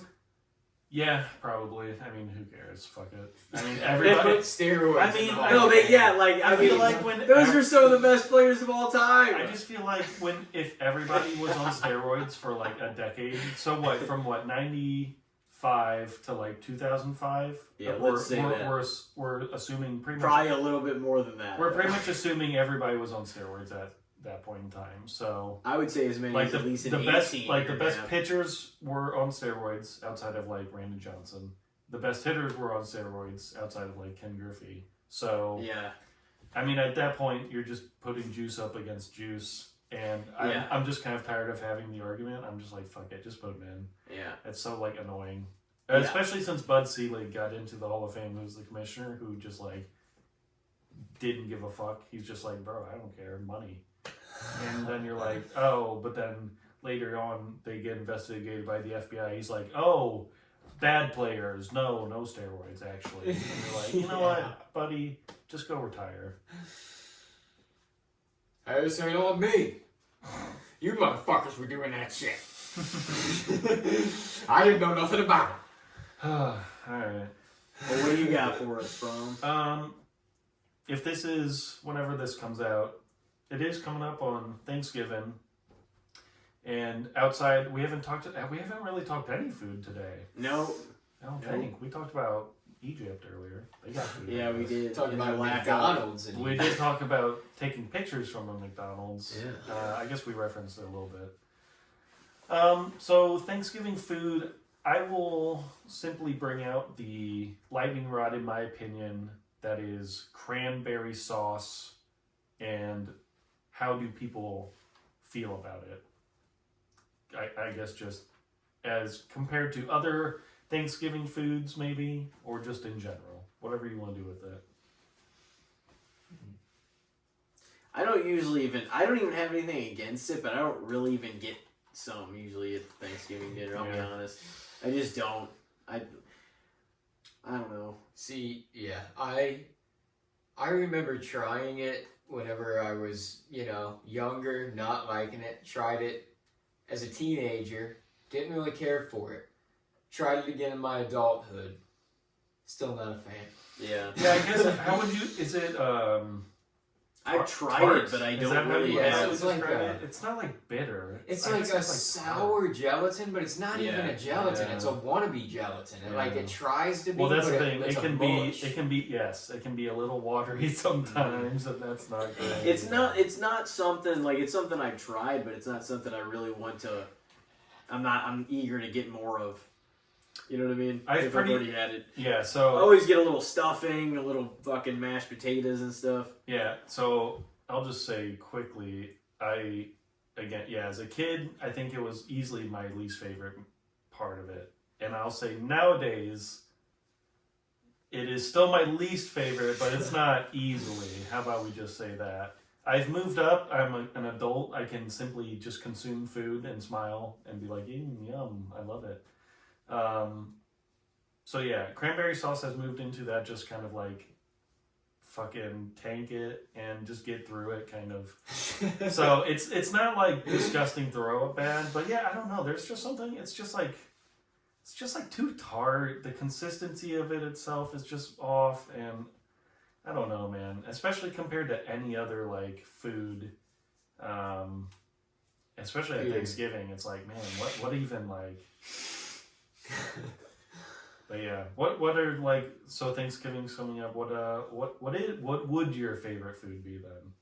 Also, One of my favorites. Cranberry sauce is. One of my favorites is definitely pumpkin pie. Big pumpkin pie. I do. Yeah, in the Cool Whip, you just take a little hunk and you just plop it on little there. hunk, dude. A big plump. You don't see that cool. You don't see that pumpkin pie. No. You know? You gotta just It's at the smash it bottom on of that there. Cool and Whip.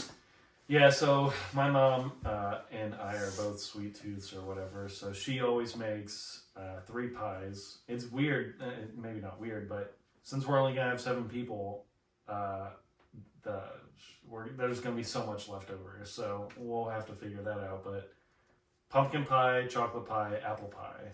My mom always makes one of each at Thanksgiving, so big pumpkin pie fan. Just stumbling over my words. But man, pie in general is pretty fucking good too. Yeah. I'd rock with an apple pie, no offense. Is that your favorite out of those 3? Pumpkin pie is easily my favorite. Okay. And then again, sweet tooth, I like chocolate pie. It is kind of like just pudding-ish, so a little bit. Yeah. It's just like chocolate. It's really good, Yeah, but it is just like pudding to me. But yeah. Yeah, I'm a big fan of the pumpkin and the pecan. I like both of those a lot. Yeah, I've probably had pecan once in my life, but I've never really had that stumble Pretty damn across. good. Yeah, I don't know. It's always a big Thanksgiving thing, like historically. They'll make a pecan pie too. I think you're That's right. pretty cool. I think you're right, but it's just never really come around. That's pretty cool that they would make all 3 of the pies for you guys. They're Yeah, like, yeah. all right, we always got 3 different ones. Well, You'd have yeah, some yeah. of each of them. I mean, this year's gonna be a It's little. like, oh, man. This year's gonna be a little. You're getting sent Small. home with a shitload of that. No, that's what my mom said. She literally, she texted everybody and she's like, "You guys have to bring plasticware because you're taking shit home because we're not eating pie for like a month." Yeah. So yeah, that'll be fine. I'll have a bunch of leftovers for the weekend. Whoo, almost a pig. Putting off shopping again. No, that's yeah. And I was saying, That's- I think I was saying off air. I don't know Yeah. if I mentioned it. I, didn't go shopping this last weekend because I'm like, well, if we can survive till Thursday, we got a bunch of food coming our way. Yeah. So we'll be living large. Yeah. That's the way it feels. You're like, oh shit. I don't know like, yet how much like leftovers you guys get, but I always get Yeah. given a like Yeah, I gift feel basket essentially. like back in the day, whenever it was a big get together at like my grandma's house and like the whole family came over, was like everybody would bring shit, and then there would be way too much. So then like everybody would take home a bunch. But now it's just kind of like smaller family gatherings. So I still definitely get leftovers, but there's just like, I mean, it's the variety just feels like it's like, oh fuck, I miss like this fruit salad or like this person's chicken and dump. Like, so everybody had like their specialty. You know what I mean? Like, oh fuck, dude, I want my uncle's this thing. Yeah. What other things beyond the like traditional dishes, like would do you guys remember there being like for most of the Thanksgivings growing up? Because people would always make like that fruit salad and shit like that with the marshmallows. I remember that thing. Yeah. So people would make salads too and put them, bring them to Thanksgiving. Yeah. So I don't know what I always grew up with, and I think we still have. So we would always have a green bean casserole. Yeah, that was one we forgot. Cranberries. Stuffing, obviously. Turkey, obviously. Bread rolls. My mom really likes blue cheese, I think. So she makes like blue cheese. That's unfortunate. It's going to stink that place up. She's a big fan of that, so she would always do that. And then what else would we have? Obviously, blue cheese bread rolls. You have gravy. Honestly, we didn't have like a lot of like... We didn't have a lot of like offerings, but we did have a lot of what we had. So we usually only had 4 or 5 things out, and we never had the fruit salad or whatever you said. Yeah, like that was one of the ones. Yeah, I like definitely we would go to growing up a lot. Too. Yeah, I don't think I ever did. My that's sort of like grandma... an extended family dish. We brought the fruit salad. Yeah, that's what I'm saying. Whenever we get together with the aunts and uncles and stuff, that's like whenever they pop out with all the different pies, all the like fruit salads and shit, chicken and dumplings come out like a variety of shit. And you're like, oh fuck yeah, we got all this. That's not an immediate family dish. That's like the only other thing would be like salad, but nothing crazy. I mean, and that's what I grew up with. I always thought, that was always just the normal stuff. But fruit.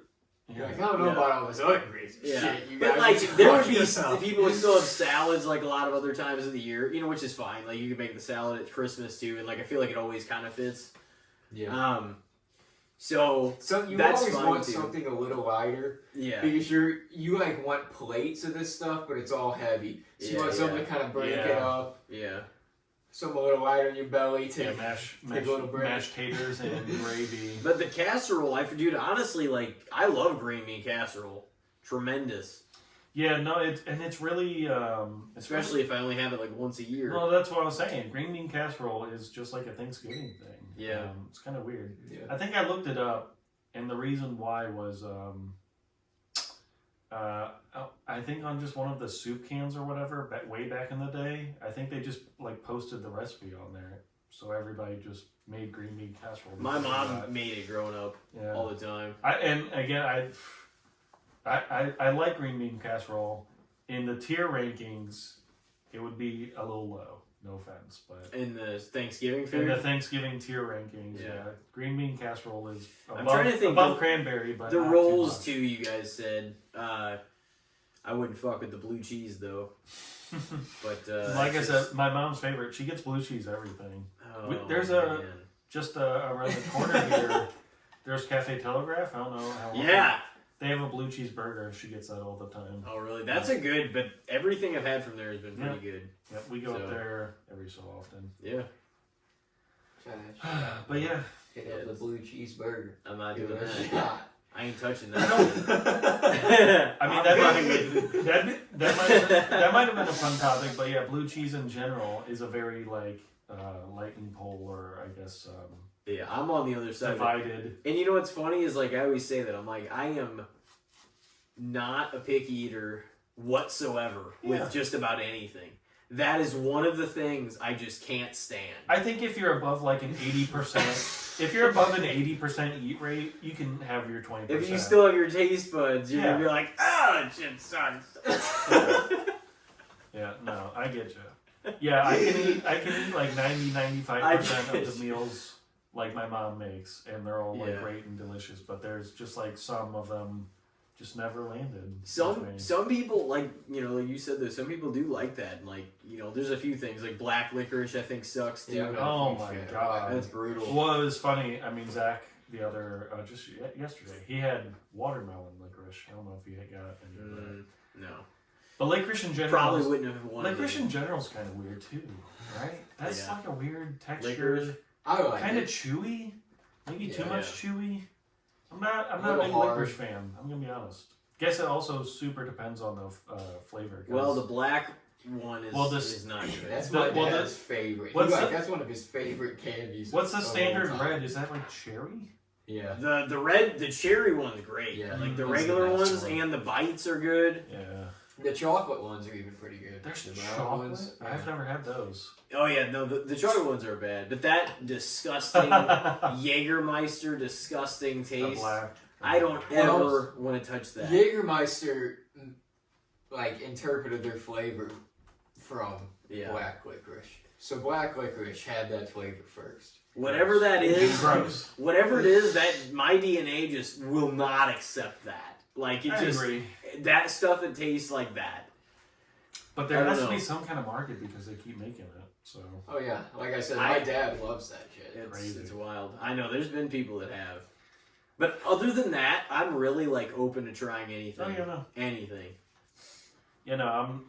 I would also say I'm not picky, but I do Yeah. have Preferences. preferences. Well, and then here's the other thing. There's other things you're fine with or like, but you're never gonna go out of your way. So maybe you only have it at Thanksgiving. Maybe you only Oh, yeah. have it at Christmas. You know what I'm saying? Like, Well, yeah, that's- you're not gonna make it yourself. You're like, I'll eat some. If it's there. Yeah. Yeah, I'm trying to think. So, I think There's that too. Thanksgiving probably has the most, at least for me, just like one-off foods. It's the Um, biggest meal of the year for sure. Yeah, and that's probably why. I mean, Yeah. Christmas meal, I think, has become a thing, but it doesn't. Thanksgiving's that's the allure. Christmas Yeah. is. I More mean, than Christmas. The only thing I think of when I associate it with anything is ham. But I mean, my Yeah. family's never done ham, so I don't know. That. Yeah. It is My more mom Christmas said though. this year, our Thanksgiving with them, we're getting a turkey and a ham. I'm like, well, That's I fine. mean, that's- We've that's- done that a bunch. Oh, that's all right. Yeah, no, that's fine. And honestly, ham I is kind kind of enjoy Christmassy. that because, Mhm. not that I have anything against turkey, but really, Thanksgiving turkey, I really do got to put a shitload of gravy on that because the Oh, shit's. really? It It's is like dry a lot out, of the maybe? times it's dry. Like Yeah. I do I want like to it. try a deep fried or one of those kind of turkeys. And I've heard that those are kind of juicy. But Burn down your house, yeah. yeah, not in the garage maybe, but I've heard that those are decently juicy. But a lot of those just big birds, man, on Thanksgiving. There's certain pieces that are pretty juicy, but a lot of the big pieces towards the middle, shit gets pretty dry. Yeah, It does. I mean, so when we've had bigger family get-togethers, my parents have done 2 turkeys before, and I can't remember exactly what the difference is between them, but yeah, I mean, you could taste the difference before, but I'm a big fan of turkey. I mean, especially when you cut them out, you get the white turkey and black turkey separated, not racially, but anything, but. That's The dark meat, the the light dark meat. meat, and Dude, the dark light meat and the light meat is I always get both of it's fucking Right. Well, I'd say, hey, what? Yeah, light and dark. Hey, I'm not no, trying to turn this here's into the like Star Wars. I'm trying to I don't understand why people are trying to they always badmouth the turkey no, it's this is part of the Yeah, whole deal. it is You good. can't get rid of the turkey. The turkey's fucking one of the biggest things of it. Corny coconut. I'm not- I mean, it's the main event, but It is. if you really It wanted is. to, you could put something else up there with it. Well, no, a that's- ham or a chicken. But we've or- always done that.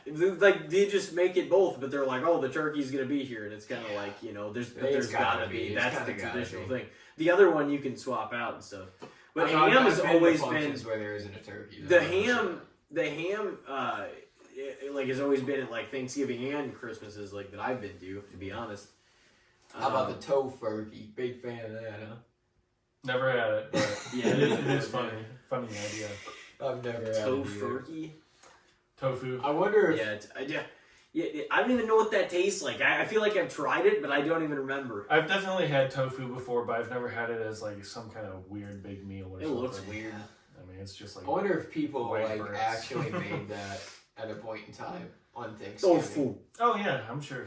Definitely someone has. I mean, I don't know if I brought it up with. I mean, I'm sure it's just it feels like such a weird, This is something kind like of such a bum. Yeah, this to is come over and that's the turkey. this is definitely a side topic, but I went to see Les Mis this weekend at the Fox, and you drive past Slough, and there was like a couple people like protesting Thanksgiving, and they had like "We're vegans, don't eat turkeys" on their sign, and I was like, oh shit, people are still doing this in like 2025. I was like, I thought vegans like can just kind of. They're baking up. They didn't go away. I just thought vegans like gave up. They're just like, fuck, people are. It's like, bro, even if you're vegan, you can still celebrate Thanksgiving. Just make your own meals, do your own shit. Well, no, that's what I was saying. Make Those tofu. guys, 100%. Those college kids, 100% are gonna try out tofurkey. So Yeah. they're gonna sculpt that shit. You know, do the whole shindig, the butt stuffing, all that. No, like it, Tofurkey but that's the butt thing. stuffing. It's like they can be that if they want to be, but like I'm not gonna be that just because you fucking want me to be. Like I'm not gonna be like, I'm just gonna give up. Yeah, they're just raising awareness of their beliefs. You know. Yeah, well, but they want everybody to be like, hey, this is. It's like no, that's what you want to do. That's fine. Yeah. I'm not gonna do that. I just thought it was pretty funny because it was like so. It's just so random. I'm eating all the meat, baby. I'm not having tofurkey on Thanksgiving. No. I'm saying like I'm gonna eat the meat because it fucking it does a lot of good things for you. Gives you a lot But of also, protein. I'm not man. having a fucking tofurkey on Thanksgiving. No, there's no way in hell I'm doing that. There's probably good shit in tofu, but who knows? Maybe. I don't know. Dude, did you ever have one of those turkey legs from Six Flags? Oh hell yeah, those are fire. Yeah, those. You didn't want to like finish it all though because you got full as fuck before you You could. never could. I don't know if I ever did. They smelled great. Well, I never even really went to Six Flags much. I went, a handful of times as a kid and stuff, but I never. I think the last time I went, I might have been like 12 or 13, so I don't know if they would have given me that big old turkey leg or not. So I don't think I have actually. That was probably around the time. I got always it. saw them. I I always saw them around because they were at Yeah. I don't know, Friar Tuck's place or whatever the hell they called it. So Dude, they were like $14 then. yeah, you could only imagine. And They gotta be double. I mean, they were pretty fucking gigantic. From They what I were. remember, so they gotta be $30. probably that's doubled. insane. There's no way I would go there and pay that. I might one time. If Man, I was if there it's hungry, 30? if I was there hungrier than hell, I probably. That's would, 'cause not your there's only no way- option. Man, Six Flags in I don't care. I general. want one, bro. It sounds good. You right can get now. a burger and a small fry for 30. When's the last time you've There, been I don't to- know. Yeah, When's the It's last probably time you've even 50. been to Six Flags? dude. So Because I haven't been to Six right Flags after in we forever. graduated, You can't park That was for the less last than time. 25. Yeah, that was the last time. It was like June 2014. yeah, it's been forever since. It's I've not been. even free parking anymore, is it? Even if for members. I have no idea. I thought that there was some shit that they were gonna start charging for that. And Dude, I kind of want to go back and I don't know. I wanted to, and then I don't just know. missed Have another they even season. like added anything? The last thing I remembered. Well, right, they closed some across the nation. Well, yeah. I just remember the last thing they added to our local one was, I think it was like a Tony Hawk ride, and it basically just fucking spun around the whole Yeah. fucking time. Oh, yeah. But again, that was in probably The like big 2010 or spin. something. Yeah. Whatever the hell it was called. So Yeah, I remember that one, and then they did American Thunder. I remember that one. That was the wooden coaster. It was kind of like Evil Knievel Yeah. themed, and I think that was the last like new one I remember like going to the park and seeing. Yeah, Tony Hawk was before that. Yeah, Like, because that was the name. That was the first name, right? And then they renamed it. some Yeah, I was gonna say- bullshit. no. It was Evil Knievel, and then they renamed it American Thunder because whatever they had with the deal with calling it No, Evil I mean Knievel, it was the only big like a year or spin something. ride. Oh, that one I think was renamed a couple times. The Twister or something. Because I thought for some reason that like a noodle company got a hold of that shit. I thought shit. like Kraft or something. You might be right. The Kraft Crusher. Well, I do remember it. I do the noodle or some shit. There's no. I mean, we'll just look it up later. But yeah, I do remember it having a different name. So. And I thought it was horrible. I remember being so pissed about that. I was like, "What the fuck is this?" The big Tony Hawk's Big Spin was fire. Tony Hawk's. And they renamed it this dumb shit. And then it was like. The wooden coaster was Evil Knievel something, and then, it became American Thunder. Yeah. It might even been Evil Knievel's American Thunder, I don't know. And then it was just American Thunder. Maybe. Yeah, it was something to do with that, but what was the topic? Cranberries. I think they're overrated. Cranberry sauce overrated. Yeah, I'm going to say overrated also, because it's not the one I go for. And it's on every Thanksgiving. I'll maybe try it again every 4 years. Course, I mean, but nobody really likes it that much. It's nobody's favorite. No. So yeah, it's like, why is it? Everybody's got it. All the time. There's some 76-year-old lady that's like, fuck that. Maybe it's my favorite, and it's probably not even her. Maybe she likes it, but like to be her favorite thing out there. Are you kidding me? Yeah, it's gelatin, man. It's it's a little easier to chew. It does feel kind of crazy. Stuffing would be easy. Feels crazy to call it it's stuffing just looks like a fluff fucking mixture of lint. Throw stuffing with gravy on top? Hell yeah, dude. I mean, it's not bad. It's just, it's there's nothing eloquent about it. It's just like, all right. Yeah, it's like a fluff. It looks like that shit'll blow. It looks like a hybrid. Too. It looks like a hybrid of lint. Is what it looks like. Stuffing will fuck your belly too, man. It's just like. Yeah. Like if you can get like a big helping of stuffing, it just helping blows up in your stomach. I remember like having a couple Thanksgivings. So I was like, this stuffing's pretty good. Getting like a pretty big serving after a full plate. And feeling like shit. No, just that term helping. Like that's the old school. It's just like some of the people that I still use it for supper. I things. fucking hate the word supper. So, I don't know why you so much, but like, it just sounds like it's fucking, I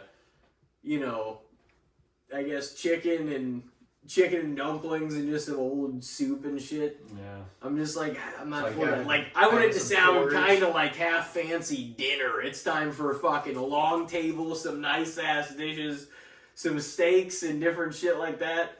Even though it's like a TV dinner on the couch. No, I mean, but in theory, what dinner is, you know what I mean? Supper just sounds like, oh, I got this, you got some porridge and shit. Yeah. It's like Scrooge up next to his fire and his dimly lit fucking. Oh, man. Rickety old house. I have one, though, by the way. Hey, so what have we went so far? A couple overrateds? I think, they've all been overrated so far. Yeah. Let's see what happens. Alrighty, well, I don't know what way this is going to go. We were talking a little bit of fantasy. We dabbled into some of it. But what do we think across the board of trades in fantasy football? Overrated, underrated, or fair? I mean, some people try to really fuck you. It's hard to say. But you don't have to make them. So. Oh, yeah, no, obviously. I mean, for me, I think trades are fun. So I would say probably underrated. Only underrated because I feel like so few people generally try to make trades, which is in the right. And, if they just want to sit on the team they drafted for 16 weeks, God bless them and all that. But I don't know. I like trading. It's fun. It makes the season exciting. I do whenever the situation seems maybe beneficial to both sides, or at least we agree upon what that looks like. But I also think you should be confident in the team that you draft. You know what I mean? Yeah, but things change. Injuries happen. I know, that's true. So you do have to be flexible. But I do think somebody that knows what they're doing, you should be confident in the team that you draft. You know what I mean? Yeah. But... And I'm not saying you don't, obviously, but I also think I'm not going to rely fully because I'm some of these guys, I want to see them through and see if they pop or see if they can hit that next level, you know? I mean, but I drafted Ted McMillan and we're watching him. I think he actually got a touchdown tonight, which is awesome. And he had a great game last week, which was cool. Yeah, I got him too. But he was so middling because Bryce Young is so ass that eventually I was just like, it's just not gonna happen this season. Like, Bryce Young is throwing 100 yards a game, and he's lucky to get a touchdown. It's just not happening. So I cut bait. I traded him. Maybe not the best trade, but what can you do? I also, in that trade, I got rid of Jordan Addison, which when I acquired him, he was a double point machine with Carson Wentz. JJ McCarthy. I forgot his last name. JJ McCarthy comes in. You're like, oh, let's give him a chance. Looks turbo ass. Maybe he can still be good. Who knows? But this season he looks turbo ass. So cut bait with him again. And this last week, Jordan Addison goosed. So yeah, maybe I think ultimately I am. I do make a lot of trades. I generally end up, but I think I am a little fast to make trades. I could be a little bit more patient, but again, I think it's fun to be a little fast and like Wall Street or something. You're trying to make deals with people, and it's kind of fun behind the scenes, like messaging people. It's like, what would you take? I'll do this, and maybe So I like it. Yeah. It's tough because I made a couple trades in my league this year. Like, one of them is benefiting me quite well, and I gave up Mahomes in that trade. But I feel like I got a lot of the best performances out of Mahomes throughout the season so far. Like, and I even thought before I made that trade, I looked at his upcoming schedule kind of, and I'm like, ooh, there's some tough weeks up here, bro. And it kind of made me make that trade. And I got Jalen Waddle in that trade, and he's went off in a few weeks. And I needed running back help, and Ashton Genty, he's up and down, hot and cold, but he went off this week. He's a good flex play and stuff too, and. So it's at times it really can be fun and beneficial, and if you feel like certain guys kind of have guys too on your team that they'll bite on, you're like, you can kind of search their team, be like, I could picture this guy. He could fucking make my wide receiver room stacked or whatever. Oh, this could complete my running backs. I got a hole there, or it's fun to map that out in your mind, but also a lot of the time, I have a hard time trading with guys because a lot of the time guys want to take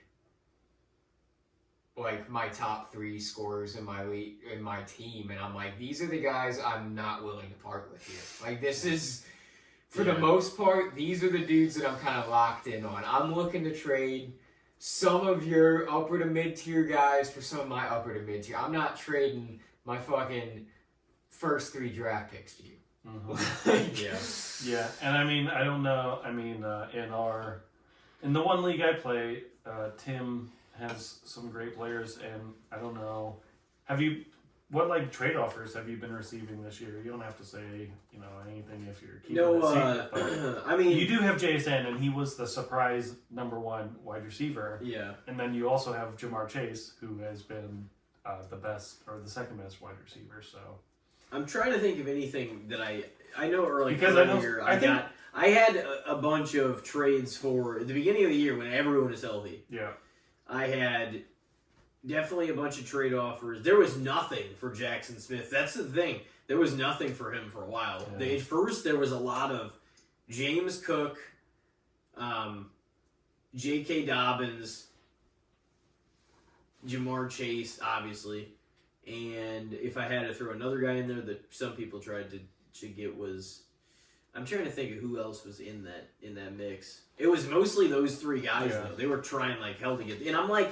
Dude, I already have a lack of running backs. I'm not giving up James Cook or J.K. Dobbins. Not that I would, because I need another, if anything, I needed to add to that group. You know what I mean? I wasn't trying to get rid of, I had 2 that I could really rely on. which was the big thing about like getting Ramondre Stevenson. And finally, whenever Henderson pops off in my other league, that's whenever Stevenson, I get him, and then he fucking doesn't do shit in that league. Yeah. So that didn't really help.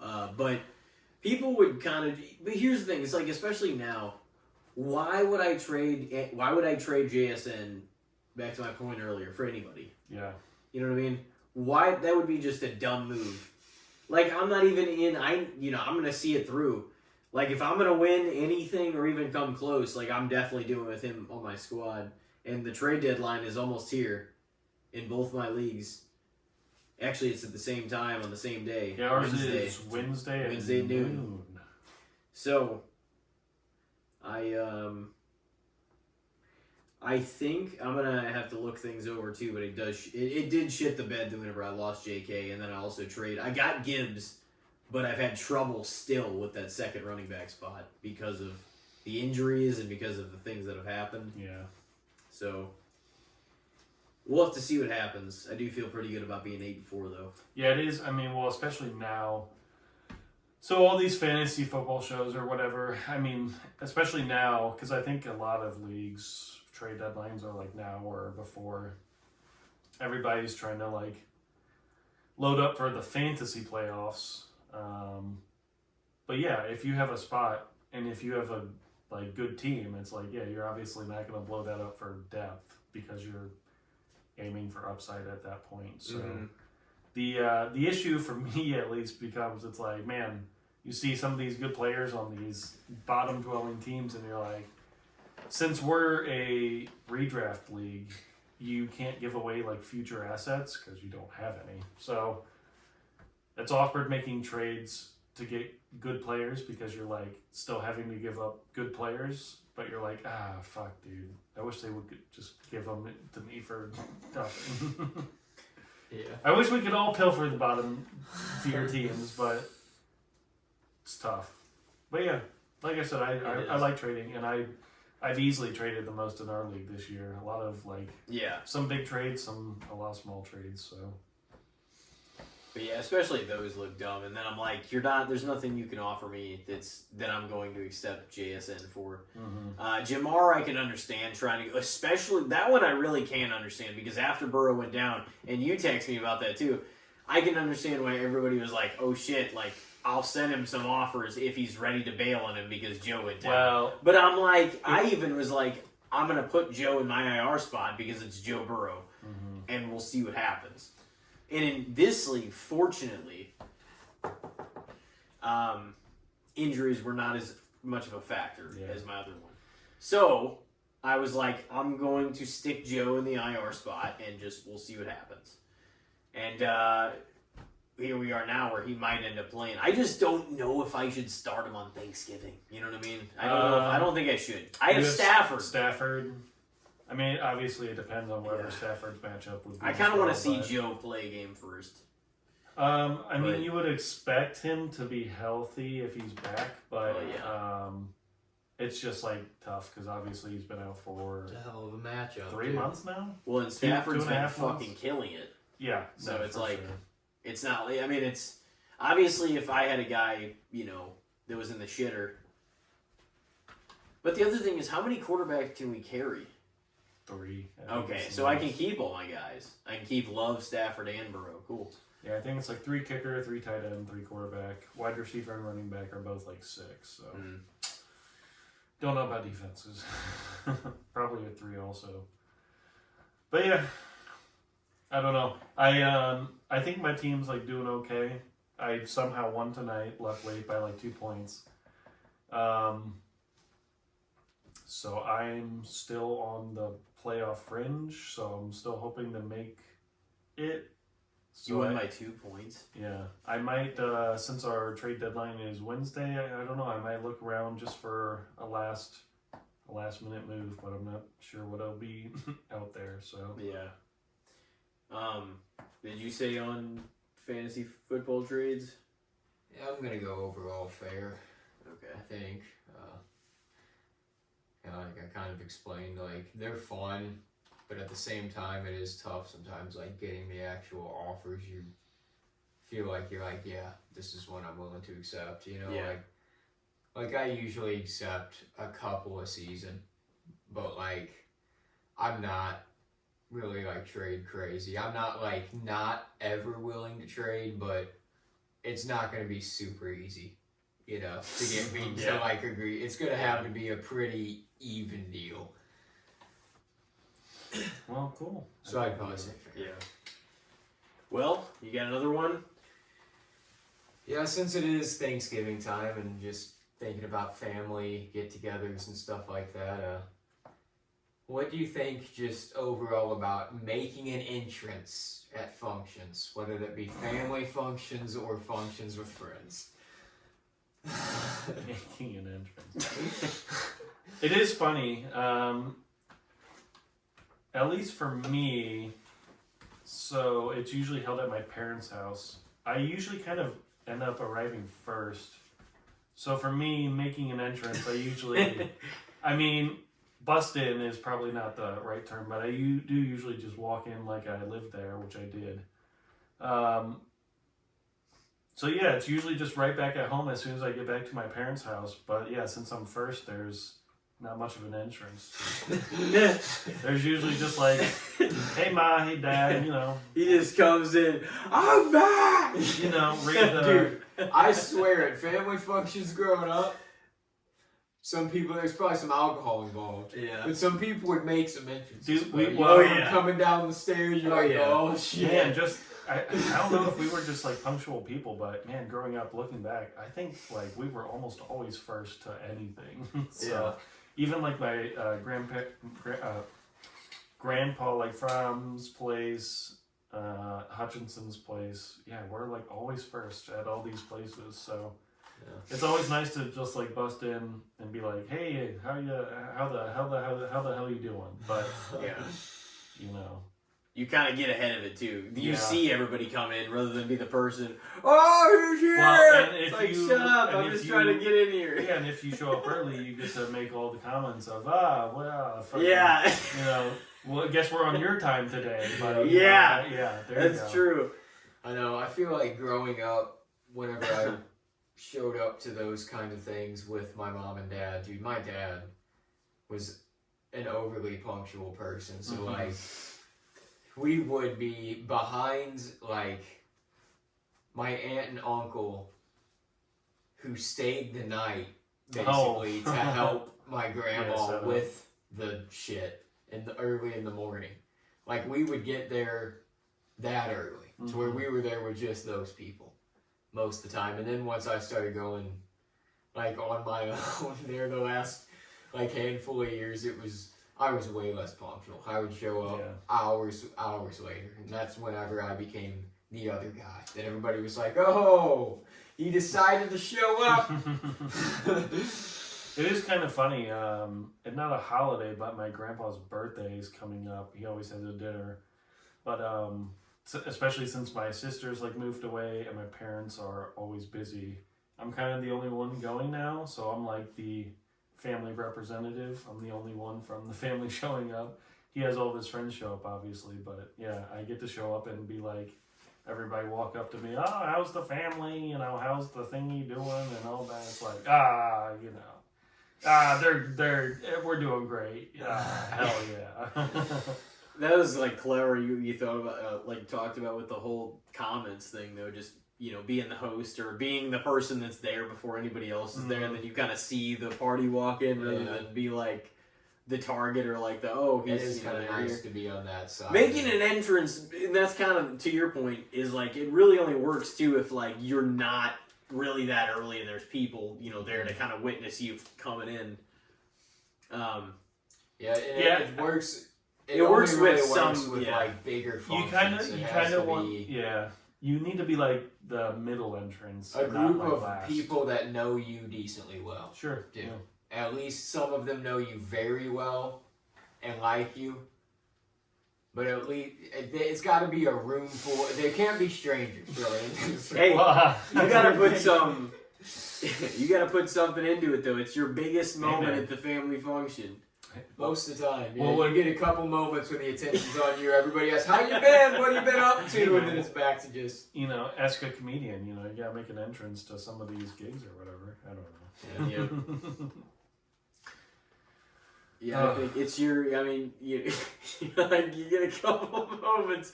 No, but that directly follows up you making your entrance, though. That's what I mean. How the hell are ya? There's been times where I've wanted to... Uncle fucking Cracker drink 5 beers already. Yeah. He's like, ah! It's like, He's oh, already fuck. got one DUI on the night. We can make it too. Hey, your aunt drove me. I said I shouldn't be driving. That's the thing that was always funny with my family at these functions and stuff too, is like, my grandma, that lady was a saint, so she was like very religious, didn't do any alcohol, drugs, nothing. Mm-hmm.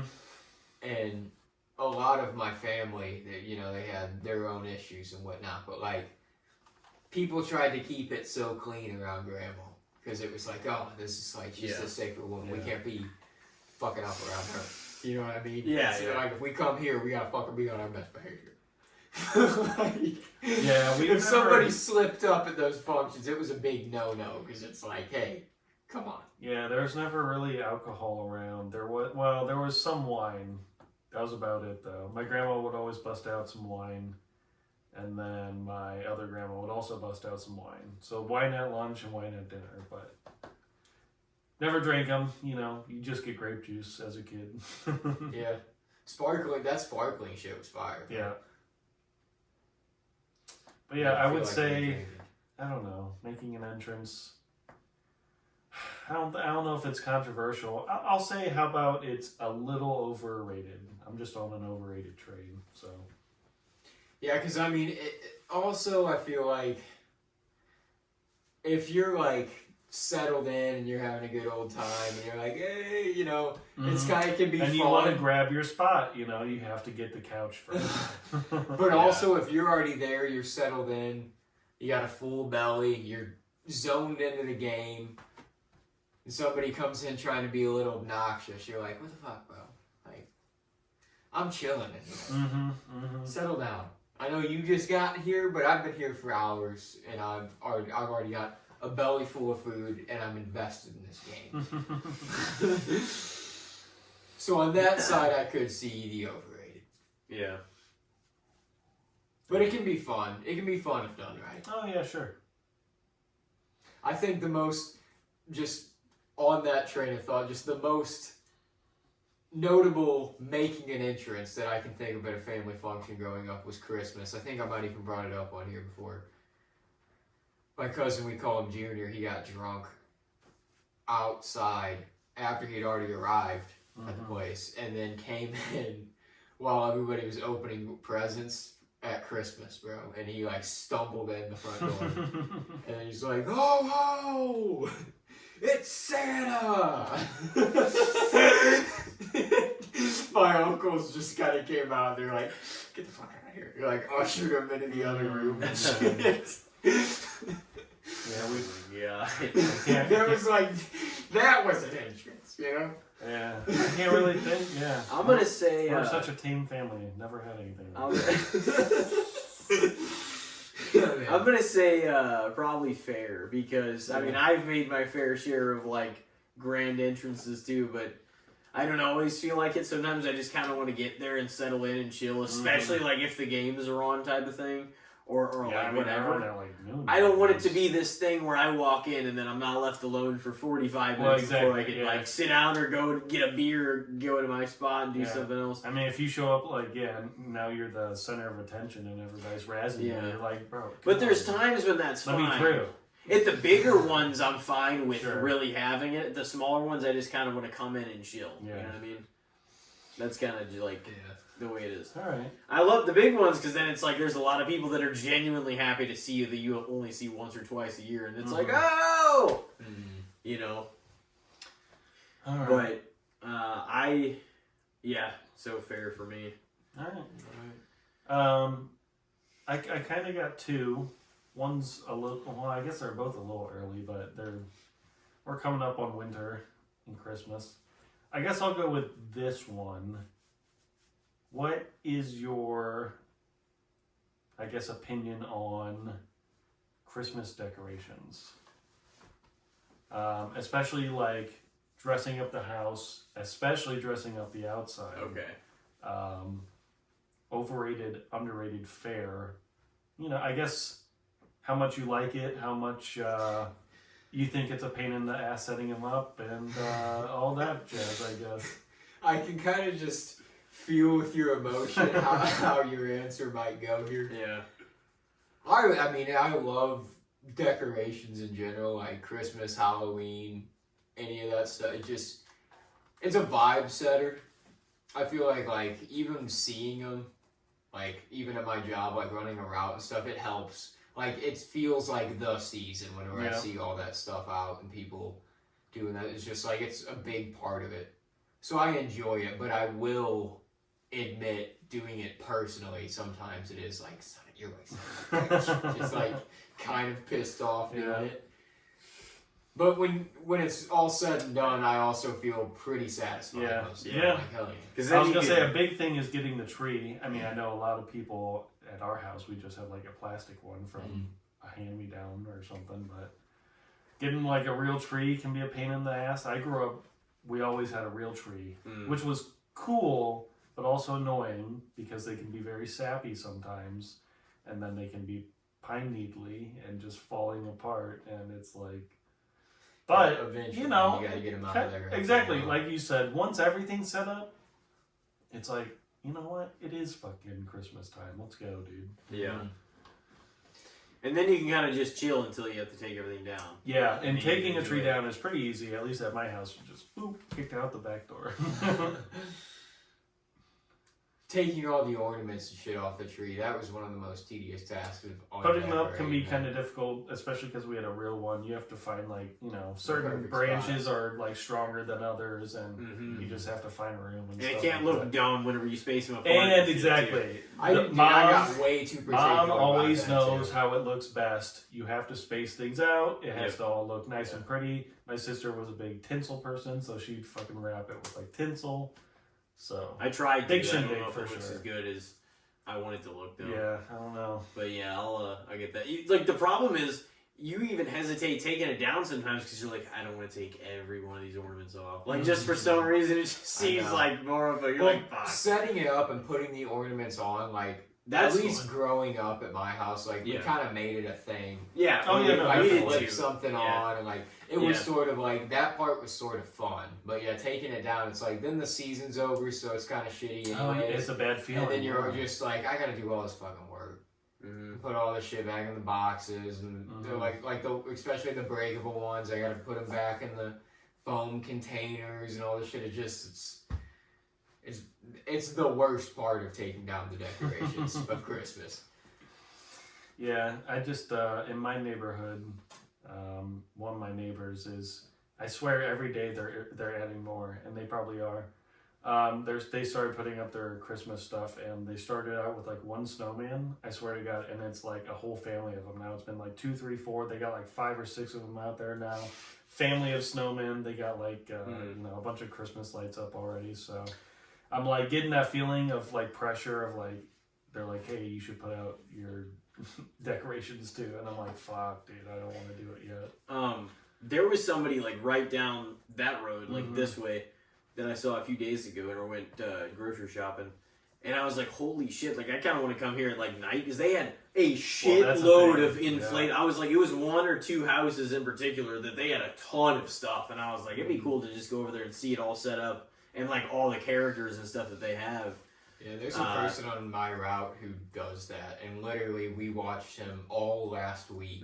He was out there nailing shit down and like, well, see, and and ladders and shit. That is a whole lot of work too. Yeah, that house at the end of Highway P would always decorate their stuff like crazy during like the holidays and stuff too.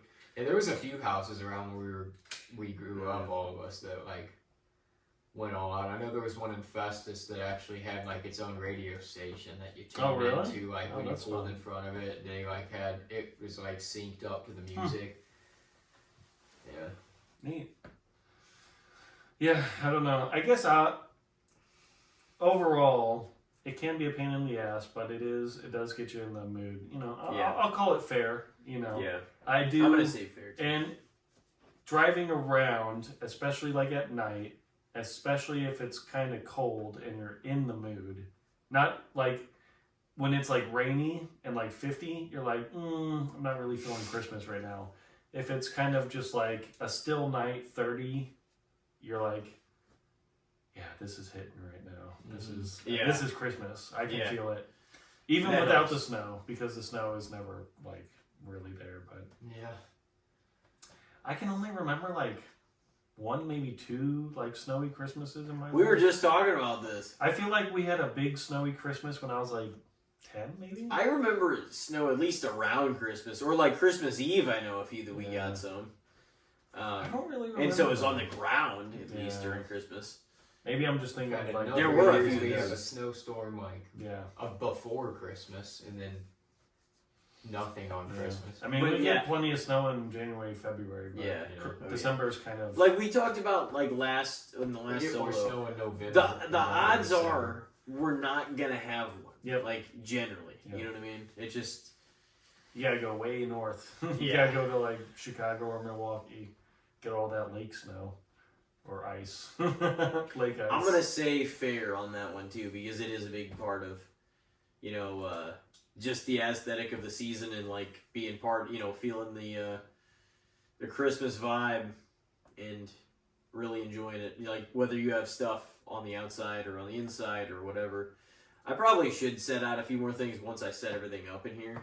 Because I was like, I'll do it this week sometime, Yeah. like whenever I get around it. More than likely around Thanksgiving or Yeah, I think give or this take a next day. weekend is gonna be cold, so I don't know. I don't know if I'm gonna want to get out or not. We'll have to see. Yeah. But yeah, I think it's kind of like, I don't know, everything as a kid is awesome. So yeah, to me, like decorations as a kid was fine. 'Cause Yeah. my parents did most of it. But yeah, now that I have to do it, I'm like, fuck. Yeah, I still try to find the joy in it, but Mm. it's a bit of a task sometimes. But yeah, I'll go with fair. Because, yeah, I definitely enjoy decorations when they're up. I enjoy seeing them out and about too, like seeing others. But I also like having mine up once they're all up. Mm-hmm. Mm. What do you got? What do you guys think of? There's like a shitload of course, like Halloween and Christmas content. But what do you think about the amount of like Thanksgiving content out there? Not a lot of like movies. There Ain't are much. episodes. A lot of regarding sitcom yeah, a lot of episodes. Yeah, you sitcom get a stuff lot of on one-offs. Thanksgiving. Yeah. Not a But, lot of movies. I mean, basically the amount of content we have over Thanksgiving based, you know, like that holiday, you know? I mean, We don't have a lot. We certainly don't have it's nearly as much definitely as... a looked over. There's one. a lot more Valentine's Day stuff, frankly, than... I mean, Thanksgiving. Valentine's like- Day is such like a comedy romance like time. Yeah. So it's But like that's Back not in like the 90s though, when they did all those family sitcoms, they all had a shitload of like They did. Thanksgiving yeah, no, episodes. you'll have a bunch of like one-off. But not episodes. really any movies. No, There's that's a what- lot yeah, of exactly. movies of everything. I mean, Planes, honestly, Trains, and automobiles, and Thanksgiving. I was gonna say you're trying. I mean, try to That's think it, of though. like. What, And Thanksgiving, yeah. yeah, what can you even do with Thanksgiving though? It's kind of I mean, like Christmas has anything you like set weird your mind stuff to. like Christmas miracles and like Yeah. stuff like that. Santa, Halloween, obviously. The Grinch. Yeah, Halloween, obviously, you have horror stuff or, you know, whatever the hell you want to do. Thanksgiving's kind of like awkward, you know? I mean, what can you do for a movie? You could make can a just historical movie about the first one if you wanted, I guess. yeah, man, but I don't know. That feels like a You get documentary. You get Robert It's just Akins to a do documentary at that point, man. I don't know. That Fucking, you Yeah. get like Sign Dwayne The Robert Rock Akins up, Johnson. you make that shit dark as It's like, fuck. yeah, Halloween, Dwayne The Rock Johnson, he's like running down a turkey to serve, and that's like the movie or something. I don't know, but there's not a Chopping lot. it in the neck. I mean, there's not a lot of like. there really isn't. But Yeah. yeah, I would say underrated just for the fact that there's not a whole lot of it. Like, Mm. the stuff that's out there, like the television episodes are all pretty entertaining and fun, and the couple movies there are good. But Charlie yeah, it's Brown. like- yeah, yeah, they Charlie have Brown. like the TV specials and episodes. That's where most of the like joyous Thanksgiving content comes from, though. You know, I think some the most people. wholesome, like real. Oh, this is family Thanksgiving. Well, I think especially the day of. I mean, people dress up their houses a little bit. I don't think you.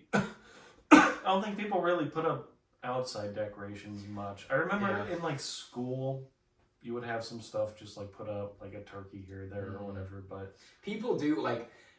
It's so weird, but out on the route, I see a number of. It's not like a whole lot, obviously, but there is like a number of houses that have inflatable turkeys. yeah, outside. I mean, I mean, you know, pumpkins, turkeys, cornucopias, I guess, you know, whatever. There's stuff you can decorate your house with. Obviously, it's not quite the same as Christmas. Or there's a lot of inflatables now instead of lights on everybody's tree. Yeah. All the inflatable turkeys look stoned, though. That's what I noticed. They all have like their eyes half closed and shit. And it's just like they're not very says Happy Thanksgiving. It's like, this motherfucker looks high as shit. And I guess it makes sense too, though, because you get sleepy when you eat a lot of turkey. So maybe you should sleepy. They say it has, you know, that one thing. Tryptophan. Yeah, sure. There you go. Crazy. Yeah, no, I like Thanksgiving a lot. It's just kind of a nice holiday. Well, especially now that I guess I'm older and it's less looked down upon when I go to watch football or whatever. It's like it's kind of become a family thing. Well, especially since the Chiefs game will be on, my parents will want to watch that. So. Yeah, I would definitely say underrated, but I do say underrated with a like I don't know what the hell you make a movie of for Thanksgiving. Maybe episodes. I think there's a lot of, you could set things during Thanksgiving. Yeah, I'm just especially in. I mean, people say Die Hard's a Christmas movie. It's like you could do a Thanksgiving Die Hard. but yeah, I don't know. What do you think? I think it's a little underrated. I think you gotta think outside the box. I think there's definitely a lot more stuff you could probably do. I'm not saying it'll reach the, like as big of a space as like the other holidays have necessarily. Yeah, it just sucks because it is sandwiched between the two most popular holidays. I mean, people love Halloween nowadays. Definitely the most Christmas has always been ones, number one. So you said you had one more for us? I don't think so. No. Well, I mean, I could toss it out there, but, it's up to you. We talked about it a little bit, just, snow in general. Especially around this time, I talk to people, and it feels way more split than I, would think. I really love snow. A lot of people fucking hate snow. I was, so surprised just talking, as an adult. And again, it becomes, the kid adult version, because you... Elijah, if you're driving around trash, I get where if it ever snows, that is probably fucking tough. Yeah, well, I mean, if roads are bad enough, they won't have us run anyways, but a lot of the time, if we're talking strictly snow anyways, fresh snow, when snow is falling, it's not that much of an issue as long as you take it slow. It's it is a little slick, but it's whenever shit starts freezing over and getting icy, that's when it's a really fucking a real disaster. I grew up loving snow. Oh man, I hope there's a snowfall. I wanted to snow. So it's still kind of, I get that childhood excitement when I see it. I'm oh, it's snowing. But at the same time, if I'm at work or I know I have it work in the morning or something and I see it, I'm oh, this is kind of cool, it's snowing, but I'm I hope this isn't too much because I don't want this to be a pain in the ass. Become an actual problem. Yeah. Yeah, no, I think pretty much every kid loves snow. Yeah. But then, somewhere in there, just becoming an adult, it becomes a hassle for a lot of people. It is. It's just, because as an adult, it's your life can't really just stop. It's not just oh, we're done today. Some workplaces will do that, but a lot of times you still gotta get up and go, so it's it's just causes chaos and headaches for people. Mm-hmm. Oh, yeah. But I would say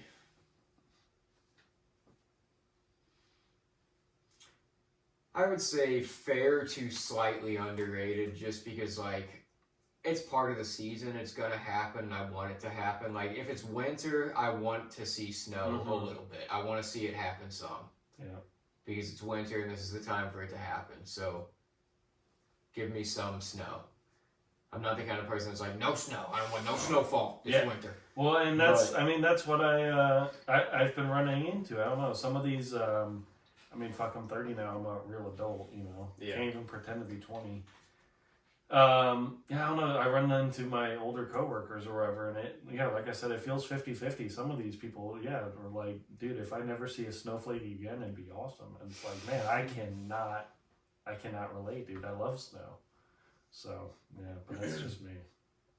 Yeah, I think the aesthetic of snow and being, like, I enjoy snow days and snow as, like, an element and an aesthetic. I don't necessarily enjoy having to deal with getting out and having to do shit in it. So part of it, though. That would be my... That's your trade-off. Take. Like, that's what I'd say. Fair to slightly underrated, because I'm not one of the people that doesn't want to see it happen at all. Because I'm like, if it is winter, I do want to see a little bit of snow, but I will also get tired of it quickly if it keeps happening. So. Yeah. It does some years, man. I'm gonna hit you with an old fair. I mean, if it gets cold, it's bound to happen at least maybe a few times a season. Maybe not much. Maybe sometimes it's only an inch. Especially around here, just but depends. Other times we get like 6 or 7 inches. Sometimes we get good snow, and like you can go out there and make shit or do shit in it or whatever. Or like, sometimes I'll make the bowl of snow ice cream and I'll put all the shit together and I'll make some good shit. So I mean, it's kind of cool to take it. It does look pretty out there whenever everything's coated and coated. Well, that's the thing. It's part of the season, picturesque. Yeah. Every Christmas movie's like it's snowing, but they're in like San Francisco, and you're like, it doesn't do that. I am not a fan of driving in it though by any means. But there's like levels to it where I'm like, okay, if I can get home, it's not going to get that bad yet. But like once I'm here, I'm like, the roads need to be paved or something, because not paved, but like just plowed rather, because I'm not gonna just drive on a sheet of ice. It's tough whenever you get that really frozen shit, freezing rain, and then Well, ice sucks ass. Yeah, for sure. And then snow, obviously, if it melts a little bit, refreezes overnight, becomes ice, and that's a pain in the butt. I mean, last year, I think was easily the most snow we've gotten since I've moved up to St. Louis. Like, I don't know if you remember that. We got actually 6 or 7 inches of snow, which was crazy. I think the most we'd ever gotten before then was like 3, which is like good, but 6 inches is like a fucking snow day, man. That shit was shut down for 24 or 48 hours, so. But yeah, I really love snow, and I'll just straight up send an underrated, because I feel like there's a lot of adult angst when it comes to snow nowadays, at least around the people I know. So I think people, especially as you get older, because I think older people are definitely like, I do not want to deal with this snow. I have to get my bingo cards or something. I don't know, but yeah, I like it. Big fan, especially out in the country. You have a nice snow day. It's so quiet out there. It's just like serene. I sound so like, I don't know, hippy dippy. It does look so nice whenever like, especially when nobody's touched fresh. It's whenever it's untouched. Oh man, it's like it looks amazing now, because it's just like a painting or a picture or like for sure. So, well, I think it's getting up there, for sure. And of course, this is going to be released closest, if not on Thanksgiving. So, this has been basically a Thanksgiving special of sorts as well. I'm glad we got into some Thanksgiving-ish good, the bad, and the shits though too. Yeah, no, I mean, there's a lot of stuff going around. I mean, obviously, these fucking games are gonna be murderous. A lot of football, but Thanksgiving football. Oh yeah, It's just we've never had a slate of games like this with this many high powered quarterbacks. Even though Lamar didn't look fucking great yesterday. You'll hope he gets back to form. But I mean, hey, it's against Joe if he's gonna be back too. So, and then we got the Packers and the Lions leading the day off, baby. We got to take this one. We got to keep building because we can't just be beating scrubs and getting beat by scrubs. We got to beat some good people. The Lions are good people. They're always in Detroit, right? It's in Detroit. Yeah. Yeah. And then the board Let's go hosts Cowboys. the Chiefs. And then I think it's in Baltimore is the last game. I think it's in Baltimore. Yeah. And Black Friday football too. Bears Eagles. Oh really? Bears I didn't Eagles, even know okay. that. That's like an after. It's like a 2 p.m. game. Oh, wow. Probably straight up middle of the day. That's gonna be tight. I didn't even know that. I think they did that last year actually, they and did. I just forgot about it. So, just everyday football. That's what they want. Thanksgiving week football Every day, baby. and it's gonna own Christmas too. Mm-hmm. It does pretty much already. The think ratings are insane. I think basketball usually gets Christmas Day, but Well, no, it They does. take The it. last 2 years though, NFL's snatched it yeah, because they're taking more of the viewers anyway. unfortunate. But nah, they got a long season, and then they, half of them don't even want to play. But anyway, no. We hope everybody has a great and safe holiday, Happy man. Thanksgiving. Happy Thanksgiving. So it's Merry been a Thanksgiving. really good time having you on, man. Glad to have you back. No problem. Yeah. Anytime. Absolutely. Generally. Yeah. We'll get you back in here. Sometimes. Either with somebody or another solo at some point. So Yeah, I love talking, so solos are fine with me, but pair me up and we can tag team wrestle or something or whatever. So yeah. Go for the championships. The world tag team belts or whatever. Yeah. So should be a fun weekend though. I can't wait. Yeah. Thanksgiving, and then you got Friday, and it's just it'd be great whenever we were kids though, because you had Yeah. all that. It was kind of like a mini break before the big break of Christmas. That was what was always nice. Well, You're like, this little break is gonna slap. Yeah, Thanksgiving Before, week is always nice because you're guaranteed 2 days off. And for the most part, I mean, at least where I work at, everybody either takes Wednesday off or half days. So short week, short work week, and you get paid for 2 of the days, guaranteed. At least where I work. So not bad. Nope, not bad at all. Well, everybody, have a great and safe holiday out there. Thank you very much for listening. Thank you, Fromm, for joining us again. Great to have you. And have a great one. We will see you next episode. Happy Thanksgiving.